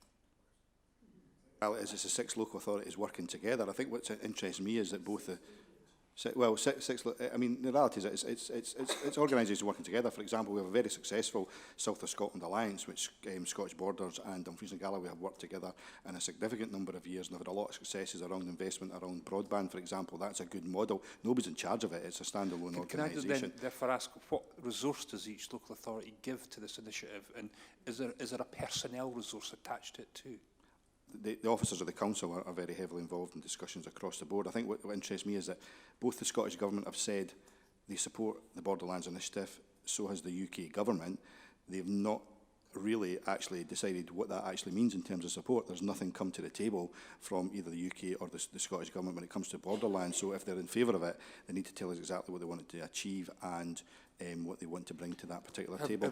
Have you got a view about what is required in order for this to be progressed? I mean, we did this report a couple of years ago. I don't know if anybody here gave any evidence to it. We think it's a good report, and we think it gives a reasonable blueprint about how cooperation could be secured across border and progressing some of the agenda in the region. What do we need to do in order to try and see if we could make some progress with what's been recommended? I think the short-term priority is making sure that we actually develop and shape the proposal for a South of Scotland enterprise vehicle. That I see as the priority for Dumfries and Galloway and Scottish Borders Council at the moment, to shape that vehicle, because it's on the table. It's a very practical way forward, and that's very much our priority. As far as Borderlands work's concerned, I think it's a project-by-project approach. I think we need to be working with, say, for example, Carlisle around the airport in Carlisle. That's something that benefit Dumfries and Galloway as well as Carlisle. So I think it's about identifying projects and actually seeing what each local authority can bring to the table on those individual projects. I don't see it as being a new organisation, I have to say. And I'm presuming, and you can answer this, Councillor Mitchell, and I saw your hands going up there. Is it important that we do have not just a cross-Scottish border cooperation between your two council areas, but a cooperation with the north of England? Is that something that you see as important, and how much of a priority is that cross-border working arrangement for you? It's a priority amongst other priorities. It is important from the point of view that the South of Scotland Association has been working for about 13 or 14 years. We got the NUTS 2 agreement, for example, which was quite important, even though with Brexit that may become valueless in another 4 or 5 years. And really, it's a bit like the city deals. A lot of city deals were talked about for a long time before coming to fruition. We're still talking about the Edinburgh City deal, for example, things like that. So I think these things have their own impetus, if you like, and I suppose really it might be quite a good thing if you Is can there see any sort of resistance in the south of Scotland about working across border? I mean, I remember when I used to do broadcasting for my party, for instance, there was a great deal of discussion, debate and unhappiness about border TV, for example, Right, which didn't sufficiently serve the area. I mean, is there any sense that this is something that isn't really required? or Sunderland TV, as some might call it, or whatever. I think it's similar to the sort of Hoyt Gala tradition, that it's great to beat them at rugby or whatever, and we hate each other in theory, but in practice we'll work together and do certain things. I suspect it's similar to that. I was down in Carlisle at the weekend, and the place was buzzing on holiday, I should say, not on business, and the shops were busy on the Saturday and Sunday. So there is this. Hoyt used to ally itself with Carlisle. It couldn't do that once they took the railway away. There are these associations, Berwick and Berwickshire, Newcastle, Carlisle and the Borders and so on. So all these associations have been big in the past. They can be big again. It takes that drive and will and so on. And really it'll be for the next authorities, because we demit office in early May, so it'll really be for the next councillors to take that Quick on. one from Anna Sue. And on that very positive note, do you all work together politically as well? I know that you do in Dumfries and Galloway, because you've got I don't want the details, but I mean it's a mix, isn't it? But I mean, do you all work together politically? We do. I mean, I think the South of Scotland Alliance is a prime example of that. It's chaired by myself as a Labour councillor. The co-chair is Stuart Bell, who's an SNP councillor. And you're right, in Dumfries and Galloway we have a minority administration, so we have to work across the board. And I take it there are a few Tories around, even if they haven't been on panel. There are quite a few, I have to say, yes. Can I just to round things off, because we have run out of time, unfortunately, fascinating though this session has been. I mean, we're keen to continue to push the Borderlands report. I mean, we've engaged the Secretary of State in at least considering some of the recommendations and things that we looked at on this. Would you find our continued interest in this of value to the Borders area, and would you encourage us as much as possible to continue to do this? Councillor Mitchell. I think the short answer is yes. Our officials are sitting behind me taking note, and I'm sure they will have heard this dwelling on this particular aspect. So I think the short answer to your question is yes. Thank you. Councillor Smith. Very much so. I think there was a lot of positives came out of the Borderlands report that the Scottish Affairs Committee proposed, including, for example, the South of Scotland vehicle for enterprise. I would strongly urge you to continue that work. And the very fact that the Affairs Committee takes an interest in the South of Scotland by virtue of the fact you're here doing that work is something incredibly welcome. Well, on that very positive note, we shall end this particular session. But very grateful to all of you for coming along this afternoon. As usual, if there's anything that you feel that we've missed, anything that needs re-emphasised or it could enhance our inquiry, please get in touch with the committee. But thank you for this afternoon. Order, order.